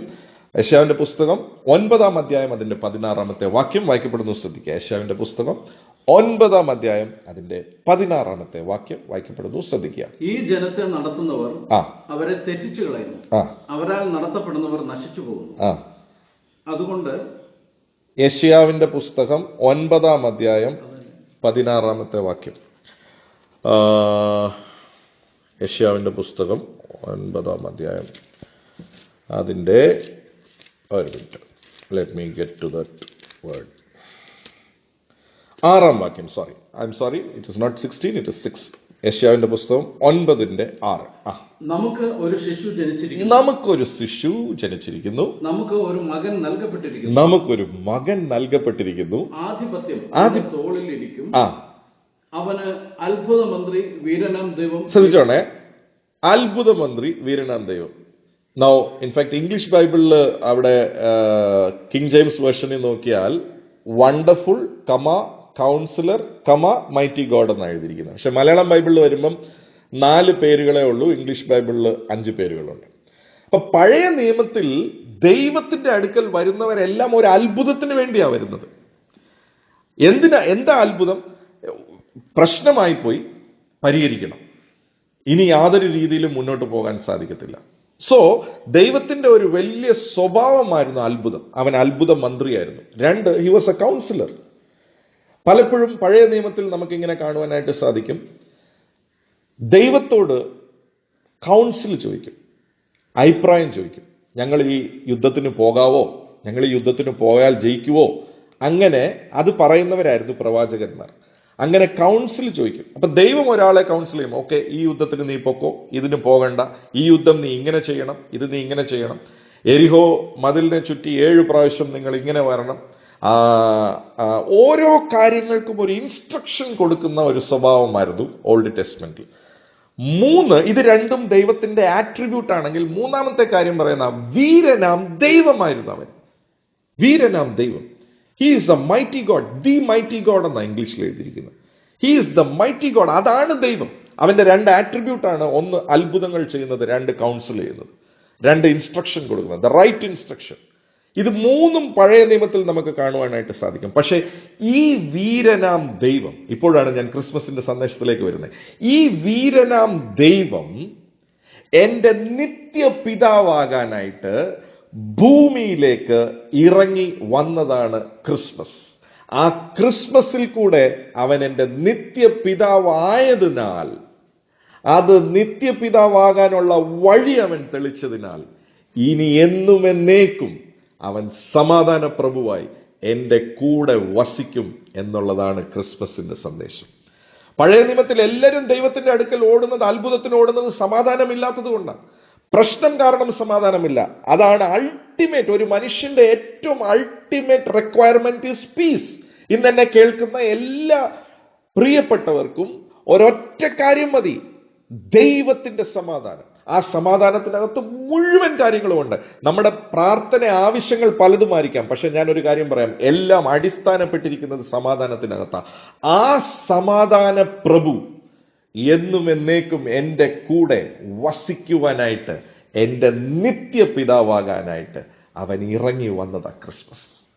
ഒരിക്കൽ കൂടെ ഞാൻ പറയട്ടെ, വീരനാം ദൈവം, ദ മൈറ്റി ഗോഡ്, ചെങ്കടലിനെ രണ്ടായി പിളന്നവൻ, ഒരുവനായി അത്ഭുതങ്ങളെ ചെയ്യുന്നവൻ, the one before whom nobody can stand, ആ വീരനാം ദൈവം, ദി ഓൾ മൈറ്റി ഗോഡ്, അവൻ ഭൂമിയിൽ ഇറങ്ങി വന്നു എൻ്റെ നിത്യപിതാവായി എന്നെ മകനാക്കി മകളാക്കി തീർക്കാനായിട്ട് അവൻ ഭൂമിയിൽ ഇറങ്ങി വന്നു. എന്തിനാണെന്നറിയാവോ?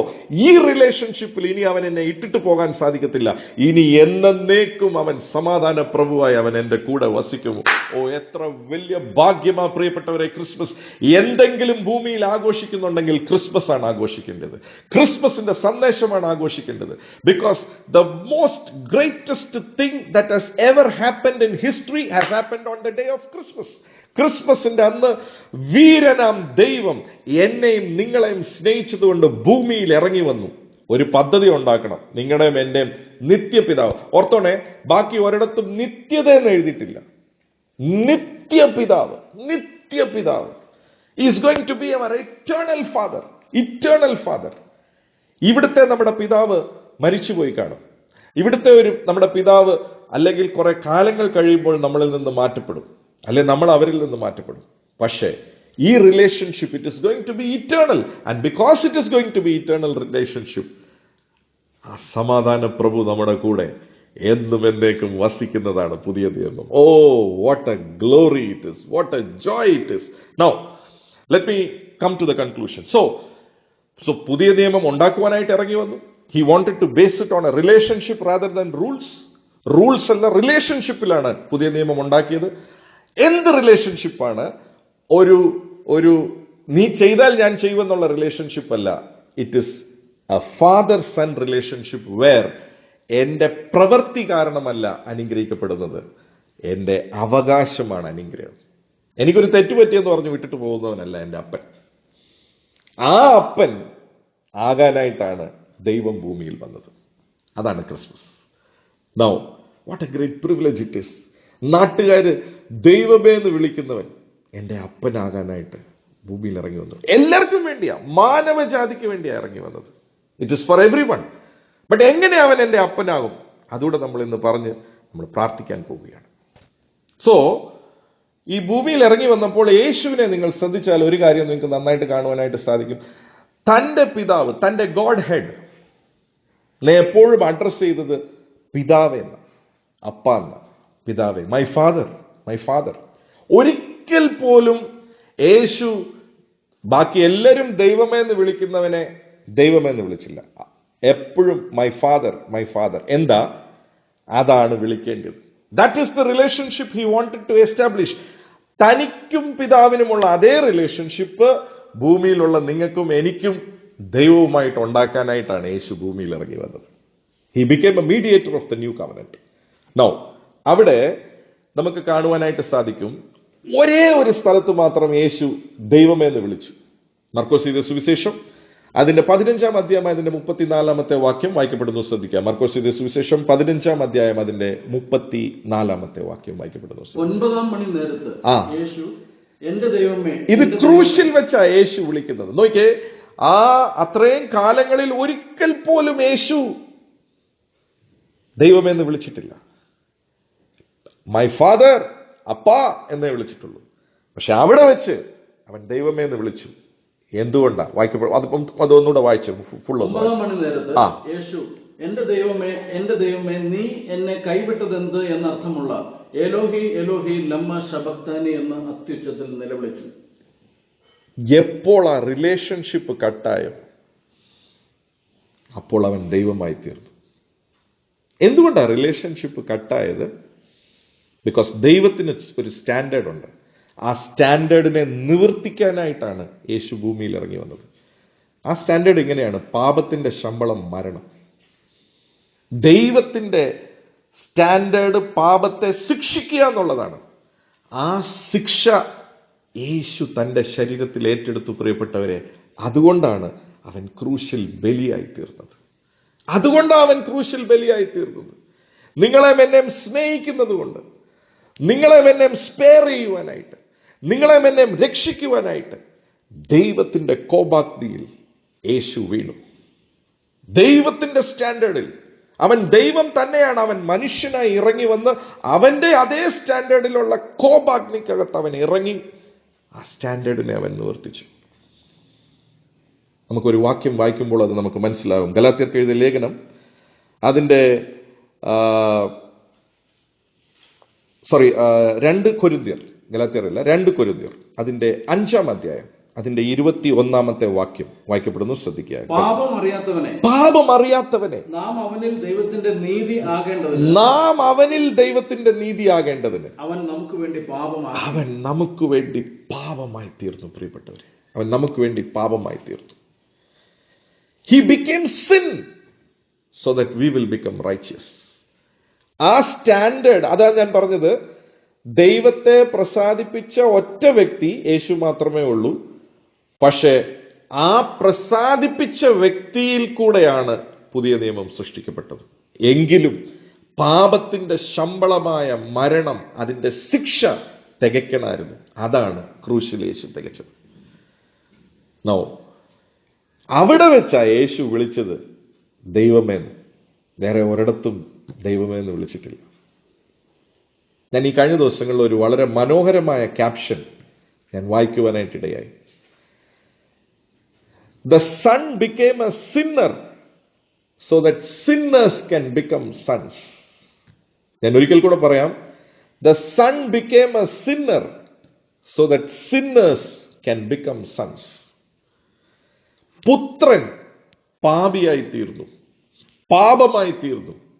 എന്തെന്നാൽ പാപികളെല്ലാം പുത്രന്മാരായി തീരുവാൻ, പുത്രികളായി തീരുവാൻ. Oh, what a great joy it is, my front.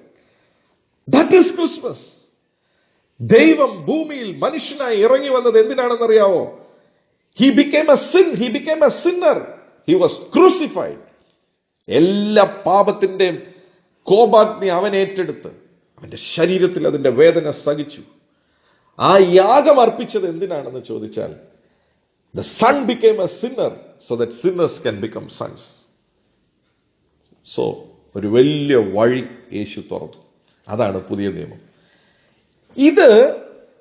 ഈ വഴിയിൽ കൂടെ എനിക്ക് പുത്രനാകാൻ പറ്റുമോ, പുത്രിയാകാൻ പറ്റുമോ? യെസ്. ഇവിടുത്തെ ഒരു സാധാരണ ഒരു മെഡിക്കൽ കോളേജിൽ നമുക്ക് അഡ്മിഷൻ വേണമെങ്കിൽ പരീക്ഷ എഴുതിയാലേ പാസ്സാകാൻ പറ്റത്തുള്ളൂ.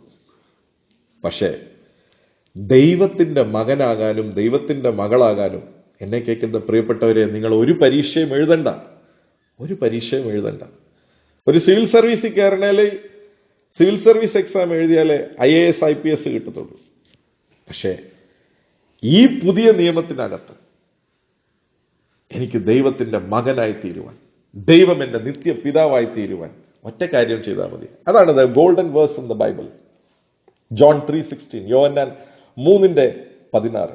For God so loved the world that he gave his only begotten son, that whosoever believes in him, whosoever, അവന് ജാതിയില്ല, മതമില്ല, കുലമില്ല, ഗോത്രമില്ല, ഏത് വ്യക്തിയും, എനിബഡി, ഇന്നെന്റെ ശബ്ദം കേൾക്കുന്ന ഏതൊരു വ്യക്തിയും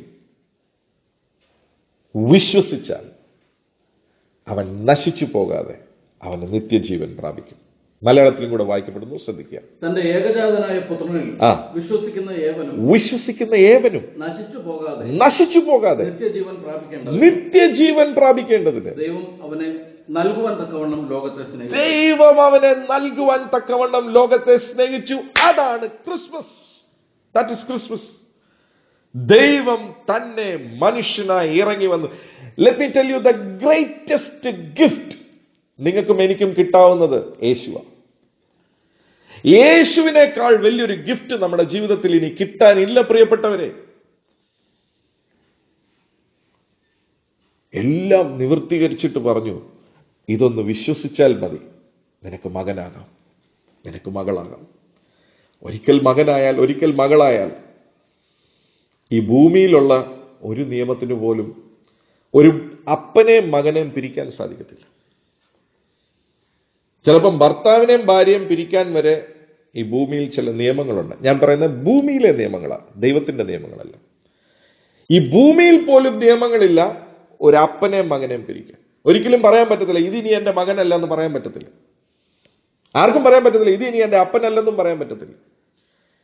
it is such A strong relationship. It is A blood relationship. ആ ബ്ലഡ് യേശു ക്രൂശിൽ ഒഴുക്കി ക്രിയേറ്റ് ചെയ്ത റിലേഷൻഷിപ്പാണ് അപ്പനും മകനും എന്ന റിലേഷൻഷിപ്പ്. ഇനി അതിനെ ഒന്നിനും മാറ്റാൻ സാധിക്കത്തില്ല. എന്ത് ചെയ്യണം ബ്രദറെ? ഞാൻ വിശ്വസിച്ചാൽ മതി. യേശു എനിക്ക് പകരക്കാരനായിട്ടാണ് മരിച്ചതെന്ന് വിശ്വസിച്ചാൽ മതി. ഒരു വാക്യം കൂടെ നമുക്ക് വായിക്കാം. റോമർക്ക് എഴുതിയ ലേഖനം, ഗലാത്യർക്ക് എഴുതിയ ലേഖനം അതിന്റെ 3:26 വായിച്ചിട്ട് നമുക്ക് റോമർക്ക് എഴുതിയ ലേഖനം 10:9 നമ്മൾ പ്രാർത്ഥിക്കാൻ പോവാം. ഗലാത്യർക്ക് എഴുതിയ ലേഖനം 3:26 വായിച്ചിട്ട് നമുക്കിത് വായിക്കാം. ക്രിസ്തുയേശുവിലെ വിശ്വാസത്താൽ നിങ്ങൾ എല്ലാവരും ദൈവത്തിന്റെ മക്കളാകും. എന്ന് വെച്ചാൽ ക്രിസ്തു യേശു എനിക്ക് വേണ്ടിയാണ് ഈ ഭൂമിയിൽ ഇറങ്ങി വന്ന് എന്റെ പകരക്കാരനായിട്ടാ മരിച്ചെന്ന് ഇന്ന് നിങ്ങൾ വിശ്വസിക്കുമെങ്കിൽ നിങ്ങൾ ദൈവത്തിന്റെ മക്കളാവും. ഈ 25 ഡിസംബർ 2020 നിങ്ങൾ ദൈവത്തിന്റെ മകനും മകളുമാകുന്ന ദിവസമായിരിക്കും. You will become a son, you will become a daughter. Okay, റോമർക്ക് എഴുതിയ ലേഖനം 10:9 കൂടെ വായിക്കപ്പെടുന്നു, ശ്രദ്ധിക്കുക. യേശുവിനെ കർത്താവ് എന്ന് വായ്കൊണ്ട് ഏറ്റുപറയുകയും ദൈവം അവനെ മരിച്ചവരിൽ നിന്ന് ഉയർത്തെഴുന്നേൽപ്പിച്ചു എന്ന് ഹൃദയം കൊണ്ട് വിശ്വസിക്കുകയും ചെയ്താൽ നീ രക്ഷിക്കപ്പെടും. ദൈവം അവനെ മരിച്ചവരിൽ നിന്ന് ഉയർത്തെഴുന്നേൽപ്പിച്ചു എന്ന് ഹൃദയം കൊണ്ട് വിശ്വസിച്ചു വാഗൊണ്ട് ഏറ്റുപറഞ്ഞാൽ രക്ഷിക്കപ്പെടും. നീറ്റ് പരീക്ഷ എഴുതണ്ട, സിവിൽ സർവീസ് പരീക്ഷ എഴുതണ്ട, ഒരിടത്തും യാഗം അർപ്പിക്കണ്ട, ഒരിടത്തും നേർച്ച കൊടുക്കണ്ട, നീ ഒന്നും മാറണ്ട. ഇന്ന് നമ്മൾ അല്പസമയത്തിൽ പ്രാർത്ഥിക്കാൻ പോവുക. പക്ഷെ ഞാൻ ആദ്യം പ്രാർത്ഥിക്കാൻ പോകുന്നത് ഈ വലിയ രക്ഷ നിങ്ങൾ സ്വന്തമാക്കിയിട്ടില്ലെങ്കിൽ ഇന്ന് സ്വന്തമാക്കണം പ്രിയപ്പെട്ടവരെ. ഞാൻ അതിനൊരു കാര്യം പറയാം, നിങ്ങൾ ഒന്നും മാറണ്ട. ഒന്നുകൂടെ പറയാം, നിങ്ങൾ ആയിരിക്കുന്ന കസേര പോലും നിങ്ങൾ മാറണ്ട. നിങ്ങൾ എവിടെയാണോ ഇരിക്കുന്നത് അവിടെ തന്നെ ഇരുന്നുകൊണ്ട് യേശുവേ നീ എനിക്ക് വേണ്ടിയാ മരിച്ചത്, നീ എൻ്റെ പകരക്കാരനായിട്ടാണ് ക്രൂശിൽ മരിച്ചത്, ഞാൻ നിന്നെ എൻ്റെ രക്ഷിതാവായി സ്വീകരിക്കുന്നു, എൻ്റെ കർത്താവായി സ്വീകരിക്കുന്നു എന്ന് പറഞ്ഞാൽ today you will be saved. It is just as simple as that. No, അങ്ങനെ രക്ഷിക്കപ്പെടുന്ന ഒരു വ്യക്തി, ഇപ്പൊ എന്നെ രക്ഷിക്കപ്പെട്ടവർ കേട്ടിട്ട് കൊണ്ട് ഇരിക്കുന്നുണ്ടായിരിക്കും. ആ രക്ഷിക്കപ്പെട്ട വ്യക്തികൾ തിരിച്ചറിയേണ്ട ഒരു കാര്യം കൂടെ പറഞ്ഞാൽ നമ്മളിപ്പോൾ പ്രാർത്ഥിക്കാൻ പോകുന്നത്. അങ്ങനെ നിങ്ങൾ രക്ഷിക്കപ്പെട്ടതാണെങ്കിൽ വചനം പറയുന്നു, യോഹന്നാന്റെ സുവിശേഷം അതിന്റെ 1-ാം അധ്യായം അതിന്റെ 12-ാമത്തെ വാക്യം. Let's read John chapter 1 and verse 12. യോഹന്നാന്റെ സുവിശേഷം 1-ാം അധ്യായം 12 വായിക്കപ്പെടുന്നു, ശ്രദ്ധിക്കുക. അവനെ കൈക്കൊണ്ട് നാമത്തിൽ വിശ്വസിക്കുന്ന ഏവർക്കും ദൈവമക്കളാകുവാൻ അവൻ അധികാരം കൊടുത്തു. ഇതൊരു അധികാരമാണ്. രക്ഷ പ്രാപിച്ച ഓരോ വ്യക്തിക്കും കിട്ടിയിരിക്കുന്ന അധികാരമാണ് മകനാകാനും മകളാകാനും. ആ അധികാരത്തെ ഞാൻ ഉപയോഗിക്കണം. അതാണ് അതിന്റെ അടിസ്ഥാനം. ഞാൻ തിരിച്ചറിയണം, ഞാൻ ഇനി പ്രാർത്ഥിക്കുന്ന ദൈവത്തോടല്ല, ഞാൻ പ്രാർത്ഥിക്കുന്ന എൻ്റെ അപ്പനോടാണ്. ഞാൻ ഇനി പ്രാർത്ഥിക്കുന്ന ആർക്കും പരിചയമില്ലാത്ത, ആർക്കും ഒരു പിടിയും ഇല്ലാത്ത ആരോ ഒരു ദൈവത്തോടല്ല, ഞാൻ പ്രാർത്ഥിക്കുന്ന എന്നെ സ്നേഹിച്ച് എനിക്ക് വേണ്ടി ഇറങ്ങി വന്ന എൻ്റെ അപ്പനോടാണ് ഞാൻ പ്രാർത്ഥിക്കുന്നത്. അപ്പനോട് പ്രാർത്ഥിക്കുന്നതും ദൈവത്തോട് പ്രാർത്ഥിക്കുന്നതും ശൈലിയിൽ ഒത്തിരി വ്യത്യാസമുണ്ട്. നമ്മൾ ഒരിക്കലും ഒരു ഗവൺമെന്റ് ഓഫീസിൽ പോയി ഒരു കാര്യം ചോദിക്കുമ്പോൾ അവിടെ യാചിക്കുക. പക്ഷെ വീട്ടിലൊരിക്കലും യാചനയില്ല, വീട്ടിൽ ചോദിക്കുക. അപ്പനോട് ആരും യാചിക്കാറില്ല, അപ്പനോട് ചോദിക്കുക. അപ്പനോട് ചോദിക്കുന്നതും വെളിയിൽ പോയി ചോദിക്കുന്നതും തമ്മിൽ ഒത്തിരി വ്യത്യാസമുണ്ട്. അതാണ് ഇന്ന് നമ്മുടെ പ്രാർത്ഥനയിൽ നമ്മൾ വരുത്താൻ പോകുന്ന വ്യത്യാസം. നമ്മുടെ എല്ലാ ആവശ്യങ്ങളും ഇന്ന് നമ്മൾ പ്രാർത്ഥിക്കും. ആരോടാ പ്രാർത്ഥിക്കാൻ പോകുന്നത്? അപ്പനോടാ പ്രാർത്ഥിക്കുന്നത്, ദൈവത്തോടല്ല പ്രാർത്ഥിക്കുന്നത്. അതുകൊണ്ടാ അവനിങ്ങനെ പറഞ്ഞേ, ദോഷികളായ നിങ്ങളുടെ മക്കൾക്ക് നല്ല ദാനങ്ങളെ കൊടുക്കാൻ അറിഞ്ഞിരിക്കുന്നുവെങ്കിൽ സ്വർഗസ്ഥനായ പിതാവ് എത്രയധികം നിങ്ങൾക്ക് നല്ല ദാനങ്ങളെ നൽകും. നമ്മളെ പോലെയല്ല, എത്രയധികം എന്നാണ് പറഞ്ഞിരിക്കുന്നത്. സോ നമുക്ക് ഒരു വാക്യം കൂടെ വായിക്കാം. ഇതിന്റെ സാരം, ഇതിന്റെ സമ്മറി അവിടെ നമുക്ക് കാണുവാനായിട്ട് സാധിക്കും. ഗലാത്യർക്ക് എഴുതിയ ലേഖനം 4-ാം അധ്യായം അതിന്റെ 4, 5, 7 വാക്യങ്ങൾ വായിക്കപ്പെടുന്നു. ശ്രദ്ധിക്കുക. ഗലാത്യർക്ക് എഴുതിയ ലേഖനം 4-ന്റെ 4, 5, 7. എന്നാൽ കാലസമ്പൂർണത വന്നപ്പോൾ ദൈവം തന്റെ പുത്രനെ സ്ത്രീയിൽ നിന്ന് ജനിച്ചവനായി ന്യായപ്രമാണത്തിന് കീഴ് ജനിച്ചവനായി നിയോഗിച്ച് അതായത് ക്രിസ്മസ്, അതാണ് ക്രിസ്മസ് അയച്ചത്. അവൻ ന്യായപ്രമാണത്തിന് കീഴുള്ളവരെ വിലയ്ക്ക് വാങ്ങി നാം പുത്രത്വം പ്രാപിക്കേണ്ടതിന്. അവൻ ഇനി ദൈവമല്ല, അവൻ എന്റെ അപ്പനാ. നാം പുത്രത്വം പ്രാപിക്കേണ്ടതിന്. അങ്ങനെ നീ ഇനി ദാസനല്ല, നീ പുത്രനത്രേ. 7-ാമത്തെ വാക്യം കൂടെ വായിച്ചേ. പുത്രനെങ്കിലോ അവകാശിയുമാകുന്നു. അതുകൊണ്ടാണ് യേശു ഈ ഭൂമിയിൽ ഇരുന്നപ്പോൾ ഇത് തിരിച്ചറിയാനായിട്ടാണ് ശിഷ്യന്മാരെ മിനിസ്ട്രിക്ക് വേണ്ടി വിട്ടു. ആ മിനിസ്ട്രിക്ക് വിടുമ്പോഴും അവിടെ അവരോട് ഒരു വീട്ടിൽ ചെന്നാൽ ആദ്യം പറയാൻ പറഞ്ഞ വാക്ക് സമാധാനമാണ്. അതുകൊണ്ടാണ് ഞാൻ പറഞ്ഞേ, നമ്മുടെ എല്ലാവരുടെയും അടിസ്ഥാനപരമായിട്ടുള്ള ആവശ്യം സമാധാനമാണ്. ആ സമാധാനത്തിനകത്ത് മുഴുവൻ കാര്യങ്ങളും ഉണ്ട് പ്രിയപ്പെട്ടവരെ, മുഴുവൻ കാര്യങ്ങളും ഉണ്ട്. ഇന്ന് നമ്മുടെ എല്ലാ ആവശ്യങ്ങളും പല ആവശ്യങ്ങളായിരിക്കും പ്രാർത്ഥിക്കുന്നത്, പക്ഷെ അതിന്റെ എല്ലാ അടിസ്ഥാനം സമാധാനം. സമാധാനത്തിനകത്ത് നമുക്ക് ആവശ്യമായിട്ടുള്ള മുഴുവനും ഉണ്ട്. ഓക്കെ, നൗ ഈ ലൂക്കോസ് എഴുതിയ സുവിശേഷം 10-ന്റെ 5-ഉം 6-ഉം വായിക്കുമ്പോൾ അവിടെ നമുക്ക് കാണാനായിട്ട് സാധിക്കും. വായിക്കപ്പെടുന്നത് ശ്രദ്ധിക്കുക. ഏത് വീട്ടിലെങ്കിലും ചെന്നാൽ ഈ വീട്ടിന് സമാധാനം എന്ന് ആദ്യം പറവീൻ. അവിടെ ഒരു സമാധാന പുത്രൻ ഉണ്ടെങ്കിൽ, എന്ന് വെച്ചാൽ എന്റെ പുത്രൻ ഒരുത്തൻ അവിടെ ഉണ്ടെങ്കിൽ നിങ്ങളുടെ സമാധാനം അവന്മേൽ വസിക്കും. അവൻ നല്ലത് പ്രവർത്തിക്കുന്നത് കൊണ്ടല്ല സമാധാനം അവിടെ വസിക്കുന്നത്, അവൻ എന്റെ പുത്രനായതുകൊണ്ട്. സമാധാനം എന്റെ അവകാശം, സമാധാനം എന്റെ പ്രോപ്പർട്ടിയാ, ദൈവത്തിന്റെ പ്രോപ്പർട്ടിയാ. അപ്പൊ ദൈവത്തിന്റെ പുത്രനാണെങ്കിൽ സമാധാനം അവന്റെ അവകാശമാണ്. ഇന്നെന്നെ കേൾക്കുന്ന ദൈവ പൈതലേ, സമാധാനം ആരോ തരുമെന്ന് ചിന്തിക്കേണ്ട, അത് നിന്റെ അവകാശമാണ്. അത് നിന്റെ അപ്പന്റെ വകയാ. നിന്റെ അപ്പൻ എന്തെല്ലാം ഉണ്ടോ അതിന്റെ അവകാശിയാണ്. അപ്പന്റെ സമാധാനം നിനക്ക് തരാനായിട്ടാണ് ക്രിസ്മസിൽ ഇറങ്ങി വന്നത് അപ്പൻ. ദൈവം ഇറങ്ങി വന്നത് നമ്മുടെ അപ്പനാകാനായിട്ട്. സോ ഒരു സമാധാന പുത്രൻ, അതായത് ഒരു ദൈവ പൈതൽ അവിടെ ഉണ്ടെങ്കിൽ അവിടെ സമാധാനമുണ്ട്. എന്ന കാര്യം, ഇനി അവൻ സമാധാന പ്രഭുവായി നമ്മുടെ കൂടെ വസിക്കുക, വിട്ടിട്ട് പോകത്തില്ല. ബിക്കോസ് അവനിപ്പോ എന്റെ അപ്പനാ, ദൈവമല്ല. ഞാൻ പല സ്കൂളിൽ പഠിച്ചിട്ടുണ്ട്, എനിക്ക് പല മാസ്റ്റർമാരുണ്ടായിരുന്നു, പല ടീച്ചർമാരുണ്ടായിരുന്നു, പല ഞാൻ കമ്പനികളിൽ ജോലി ചെയ്തിട്ടുണ്ട്, എനിക്ക് പല മാനേജേഴ്സ് ഉണ്ടായിരുന്നു. പക്ഷെ എനിക്ക് ഒരു അപ്പനേ ഉള്ളൂ. ഈ കാലഘട്ടങ്ങളിലെല്ലാം അവരെല്ലാവരും മറിച്ചും പോയിട്ടുണ്ട്. പല ടീച്ചർമാർ മാറിയിട്ടുണ്ട്, ട്യൂഷൻ മാസ്റ്റർ മാറിയിട്ടുണ്ട്, ജോലി സ്ഥലത്ത് പല ആൾക്കാർ മാറിയിട്ടുണ്ട്. എല്ലാവരും മാറിപ്പോയാലും എൻ്റെ അപ്പൻ മാറിപ്പോയിട്ടില്ല. ഈ കാലങ്ങളെല്ലാം അവൻ തന്നെയാണ് എൻ്റെ അപ്പൻ. ഈ ഭൂമിയിലെ കാര്യം ഞാൻ പറഞ്ഞു. അങ്ങനെയാണെങ്കിൽ ദൈവം എൻ്റെ നിത്യപിതാവാകാൻ ഇറങ്ങി വന്നിരിക്കുക. നിത്യപിതാവാകാൻ. He is going to be my eternal father. ഇനി അതിന് ഒരു മാറ്റവും എന്ന് വെച്ചാൽ അവൻ എന്നേക്കും എൻ്റെ കൂടെ വസിക്കും. ആ സമാധാന പ്രഭുവിനെ ഞാൻ എന്നേക്കും അനുഭവിക്കും. അതാണ് പുതിയ നിയമം, അതാണ് ക്രിസ്മസ്. അത് സന്തോഷിക്കാനും അത് ആഘോഷിക്കാനുമാണ് ക്രിസ്മസ്. അതാണ് ക്രിസ്മസ് ആഘോഷിക്കുന്നതിന്റെ കാരണം. ഓക്കെ, നമുക്ക് ഈ വാക്യം കൂടെ നമുക്ക് വായിക്കാം. റോമർക്ക് എഴുതിയ ലേഖനം 8-ന്റെ 14-ഉം 15-ഉം, അപ്പോൾ തന്നെ ഗലാത്യർക്ക് എഴുതിയ ലേഖനം 4-ന്റെ 6. യേശു പറഞ്ഞു, പരിശുദ്ധാത്മാവ് വരുമ്പോൾ അവൻ നിങ്ങളെ സകല സത്യത്തിലേക്കും വഴി നടത്തും. സോ ഞാനിപ്പോ മകനായി അവകാശിയ പിടികിട്ടി, പക്ഷെ ഇനി അടുത്ത ഒരു കാര്യവും കൂടെ പരിശുദ്ധാത്മാവ് ചെയ്യുന്നതുണ്ട്. വായിക്കപ്പെടുന്നത് ശ്രദ്ധിക്കുക. ദൈവാത്മാവ് നടത്തുന്നവരേവരും ദൈവത്തിന്റെ മക്കളാകുന്നു. നിങ്ങൾ പിന്നെയും ഭയപ്പെടേണ്ടതിന് ദാസ്യത്തിന്റെ ആത്മാവിനെ അല്ല, നാം അബ്ബാ പിതാവേ എന്ന് വിളിക്കുന്ന ആത്മാവിനെ അത്രേ പ്രാപിച്ചത്. എന്ന് വെച്ചാൽ പരിശുദ്ധാത്മാവ് നമ്മളെ സകല സത്യത്തിലേക്കും വഴി നടത്തുമെന്ന് പറയുമ്പോൾ പരിശുദ്ധാത്മാവ് നമ്മളെ കൊണ്ട് വിളിപ്പിക്കാൻ നോക്കുന്ന ഒരു വാക്കുണ്ട്. എന്റെ ദൈവമേ, എന്റെ യഹോവേ എന്നല്ല, അബ്ബാ പിതാവേ. വെറും പിതാവേ അല്ല, അബ്ബാ പിതാവേ, എന്റെ അപ്പന. അത് തന്നെയാണ് ഗലാത്യർക്ക് എഴുതിയ ലേഖനം 4:6 വാക്യം പറയുന്നത്. അതൂടെ വായിച്ച്. നിങ്ങൾ മക്കളാകൊണ്ട് അബ്ബാ പിതാവേ എന്ന് വിളിക്കേണ്ട. സ്വപുത്രന്റെ ആത്മാവേ.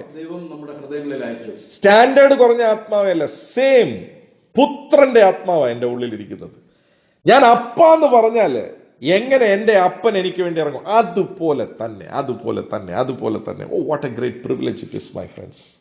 അതുകൊണ്ട് ഈ സമാധാനം, അതുകൊണ്ടാണ് യേശു ഉയർത്തെഴുന്നേറ്റ ഉടനെ ശിഷ്യന്മാരെ കണ്ടപ്പോൾ യോഹന്നാന്റെ സുവിശേഷം അതിന്റെ 20:26 ഇങ്ങനെയാ പറയുന്നത്, നിങ്ങൾക്ക് സമാധാനം. വായിക്കാൻ സമയമില്ല. യോഹന്നാന്റെ സുവിശേഷം 20:26 ഇങ്ങനെയാ പറയുന്നത്. ആദ്യം യേശു ശിഷ്യന്മാരെ കണ്ടിട്ട് പറഞ്ഞത് വാക്കെന്നാന്നറിയാവോ?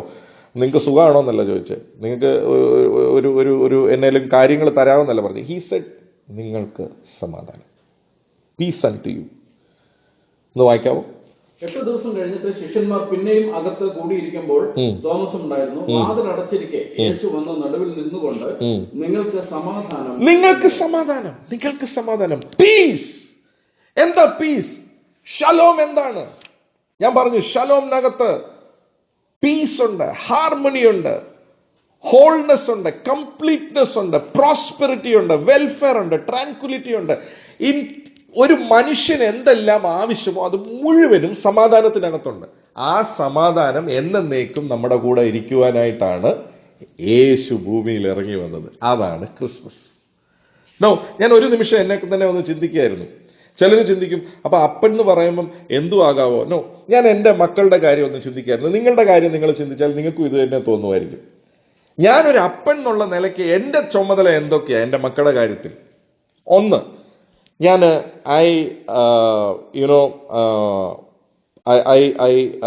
Provide for them. ഞാൻ അവർക്ക് വേണ്ടി പ്രൊവൈഡ് ചെയ്യുന്നുണ്ട്. 2, പ്രൊവൈഡ് എന്ന് പറഞ്ഞാൽ അവരുടെ ആഹാരം, അവരുടെ വസ്ത്രം, അവരുടെ പാർപ്പിടം, ഇതെല്ലാം ഞാൻ പ്രൊവൈഡ് ചെയ്യണം. അപ്പം ഞാൻ പ്രൊവൈഡ് ചെയ്യുന്നുണ്ട്. 2, ഞാൻ പ്രൊട്ടക്റ്റ് ചെയ്യുന്നുണ്ട്. അവർക്ക് ഒരു ആപത്തും വരാതെ കാക്കേണ്ട ചുമതല എൻ്റേതാണ്. അപ്പൊ എന്റെ ഏതെങ്കിലും രീതിയിൽ അവർക്ക് ഒരു പനി വരുന്ന പോലും എനിക്ക് സഹിക്കാൻ വലിയ ബുദ്ധിമുട്ടാണ്. ഒരു പനി പോലും വരാതെ നോക്കണമെന്ന് ആഗ്രഹം. അവർക്കൊരു പനി വന്നാൽ വലിയ സങ്കടമാണ് നമുക്ക്. So we protect our children. 3, we perfect our children. നമ്മുടെ കുഞ്ഞുങ്ങൾക്ക് ഒരു വാക്ക് പോലും തെറ്റി പറയാം. മോനെ അങ്ങനെയല്ല പറയണ്ടേ, മോളെ അങ്ങനെയല്ല പറയണ്ടേ, മോനെ ഇങ്ങനെ ചെയ്യരുത്, മോളെ അങ്ങനെ ചെയ്യരുത്. We perfect. ഈ 3 കാര്യങ്ങളും ഭൂമിയിലെ അപ്പനായിട്ട് ഞാൻ എൻ്റെ മക്കളുടെ കാര്യത്തിൽ ചെയ്യുമെങ്കിൽ ഞാൻ അവർക്ക് പ്രൊവൈഡ് ചെയ്യുന്നുണ്ട്, ഞാൻ അവരെ പ്രൊട്ടക്റ്റ് ചെയ്യുന്നുണ്ട്, ഞാൻ അവരെ പെർഫെക്റ്റ് ചെയ്യുന്നുണ്ട്. ഈ 3ഉം ഒരു സാധാരണ മനുഷ്യനായ ഞാൻ ചെയ്യുമെങ്കിൽ വീരനാം ദൈവം എൻ്റെ നിത്യപിതാവായി കഴിഞ്ഞാൽ അവൻ എത്രയധികം ചെയ്യുമെന്നൊന്ന് ചിന്തിച്ചു നോക്കിയേ പ്രിയപ്പെട്ടവരെ.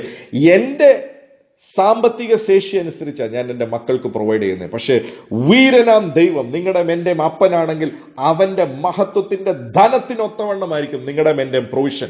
അവൻ്റെ മഹത്വത്തിന്റെ ധനത്തിനൊത്തവണ്ണമായിരിക്കും നിങ്ങളുടെ എൻ്റെ പ്രൊട്ടക്ഷൻ. അവൻ്റെ മഹത്വത്തിന്റെ ധനത്തിനൊത്തവണ്ണമായിരിക്കും നിങ്ങളുടെ എൻ്റെ പെർഫെക്ഷൻ. അവൻ ആരാണോ അവൻ്റെ സ്റ്റാൻഡേർഡിൽ നമ്മളെ പെർഫെക്റ്റ് ചെയ്യും. അവൻ വിശുദ്ധനായിരിക്കുന്നത് പോലെ നമ്മളെ വിശുദ്ധീകരിക്കും. അവൻ ആരാണോ അവൻ്റെ ലെവലിലുള്ള പ്രൊട്ടക്ഷനാണ് തൻ്റെ മക്കൾക്ക് ലഭിക്കുന്നത്. അവന്റെ മഹത്വത്തിന്റെ ധനത്തിനൊത്തവണ്ണമുള്ള പ്രൊവിഷനാണ് തന്റെ മക്കൾക്ക് ലഭിക്കുന്നത്. എന്നെ കേൾക്കുന്ന ദൈവ പൈതലെ, ഇന്ന് രാവിലെ ക്രിസ്മസ് ആഘോഷിക്കണം. എന്തിനാ ആഘോഷിക്കുന്നതെന്ന് അറിയാവോ? You are not an ordinary person. നീ ഒരു സാധാരണ വ്യക്തിയല്ല. You are not an ordinary person. വീരനാം ദൈവം നിന്റെ നിത്യപിതാവായിരിക്കുക. വീരനാം ദൈവം നിന്റെ നിത്യപിതാവായതുകൊണ്ട് ഇനി എന്നേക്കും അവൻ സമാധാന പ്രഭുവായി നിങ്ങളുടെ എന്റെയും കൂടെ വസിക്കുക. സമാധാനം എന്ന് പറയുന്നത് വെറും ഒരു വാക്കല്ല, സമാധാനത്തിനകത്ത് മുഴുവനുമുണ്ട്. നമ്മുടെ എല്ലാ പ്രശ്നവും, ഇന്ന് നമ്മൾ ആവശ്യങ്ങൾ പ്രാർത്ഥിക്കും, എല്ലാത്തിന്റെയും അടിസ്ഥാനം സമാധാനമാണ് പ്രിയപ്പെട്ടവരെ. ഞാൻ നോക്കിയപ്പോൾ ഈ 3 കാര്യങ്ങൾ ഞാൻ ചെയ്യുമ്പോൾ തന്നെ ഞാൻ വേറൊരു കാര്യം ചിന്തിച്ചു. ഈ 3ഉം ചെയ്യുന്നതിന്റെ കാര്യം എന്നാ? ഞാൻ എൻ്റെ മക്കൾക്ക് പ്രൊവൈഡ് ചെയ്തില്ലെങ്കിലോ അവരുടെ സമാധാനം നഷ്ടപ്പെടും. എൻ്റെ മക്കൾക്ക് ആപത്ത് വരുമ്പോഴോ അവരുടെ സമാധാനം നഷ്ടപ്പെടും. എൻ്റെ മക്കൾ വഴിതെറ്റിപ്പോയി അതിൽ നിന്നുണ്ടാകുന്ന ഭവിഷ്യത്തുകളിൽ നിന്ന് അവർ പോയി പെടുമ്പോൾ അവരുടെ സമാധാനം നഷ്ടപ്പെടും. സോ ചുരുക്കി പറഞ്ഞാൽ ഞാനും പരിശ്രമിക്കുന്ന മുഴുവൻ സമാധാനം എൻ്റെ മക്കൾക്ക് നഷ്ടപ്പെടാതെ ഇരിക്കാനുള്ള കാര്യങ്ങളാണ് ഞാനും ചെയ്യുന്നത്. ആ സമാധാനം മുഴുവനായി എൻ്റെ കൂടെ എന്നോടൊപ്പം വസിക്കാനായി വന്നതാണ് ക്രിസ്മസ്. വീരനാം ദൈവം എൻ്റെ നിത്യപിതാവായി നിങ്ങളുടെ എന്റെയും കൂടെ നിത്യനിത്യവുമായി വസിക്കാനായിട്ട് വന്നതാണ് ക്രിസ്മസ്. സോ സമാധാനം എവിടെയോ അല്ല ഇരിക്കുന്ന, സമാധാനം യേശുവിനെ സ്വീകരിച്ചിട്ടുണ്ടോ അകത്തിരിപ്പുണ്ട്. നമ്മളിന്ന് പ്രാർത്ഥിക്കാൻ പോവുക പ്രിയപ്പെട്ടവരെ, നിങ്ങളുടെ ആവശ്യങ്ങൾക്ക് വേണ്ടി പ്രാർത്ഥിക്കാൻ പോവുക. ഇന്ന് എനിക്ക് ഒരു കാര്യം പറയാനുണ്ട്. ആ പ്രാർത്ഥന പ്രാർത്ഥിക്കുന്നതിന് മുമ്പേ ഇന്ന് എന്നെ ശ്രദ്ധിക്കുന്ന ആരെങ്കിലും നിങ്ങളുടെ ജീവിതത്തിൽ ഈ യഥാർത്ഥ സമാധാനം നിങ്ങൾ അനുഭവിച്ചിട്ടില്ലേ? ഈ യഥാർത്ഥ സന്തോഷം നിങ്ങൾ അനുഭവിച്ചിട്ടില്ലേ? ഈ രക്ഷയുടെ അനുഭവം നിങ്ങൾക്ക് ഉണ്ടായിട്ടില്ലേ? അങ്ങനെയാണെങ്കിൽ ഇന്ന് നിങ്ങളൊരു വാക്ക് പ്രാർത്ഥിക്കാമോ? എന്നോടൊപ്പം ഒരു വാക്ക് പ്രാർത്ഥിക്കാമോ? നിങ്ങൾ ഒന്നും മാറണ്ട പ്രിയപ്പെട്ടവരെ. നിങ്ങൾ ആയിരിക്കുന്ന സ്ഥാനത്തിൽ നിന്ന്, യേശുവേ എൻ്റെ ജീവിതത്തിലേക്ക് നീ ഒന്ന് കടന്നു വരണമേ. നീ എനിക്ക് വേണ്ടിയായി ഈ ഭൂമിയിൽ വന്നതെന്നും എനിക്ക് പകരക്കാരനായിട്ടാണ് നീ ക്രൂശിൽ മരിച്ചതെന്നും ഞാൻ വിശ്വസിക്കുന്നപ്പാ. എൻ്റെ രക്ഷകനായി, എൻ്റെ കർത്താവായി ഞാൻ നിന്നെ സ്വീകരിക്കുന്നു. ഇത്രയും നിങ്ങൾ പ്രാർത്ഥിച്ചിട്ടുണ്ടെങ്കിൽ ഞാനൊരു കാര്യം പറയാം. ഇന്ന് പകൽ നിങ്ങൾ ദൈവമക്കളായി തീർന്നിരിക്കുക. ഇന്ന് പകൽ നിങ്ങൾ ദൈവത്തിന്റെ മകനായി തീർന്നിരിക്കുക. ഇന്ന് പകൽ നിങ്ങൾ ദൈവത്തിന്റെ മകളായി തീർന്നിരിക്കുക. ദൈവത്തിന്റെ മകൻ, ദൈവത്തിന്റെ മകൾ, അവന്റെ അനുഗ്രഹം അവകാശത്തിൽ കൂടിയാണ്. It is not through works. പ്രവർത്തിച്ചിട്ടല്ല, പക്ഷേ പ്രവർത്തിക്കും.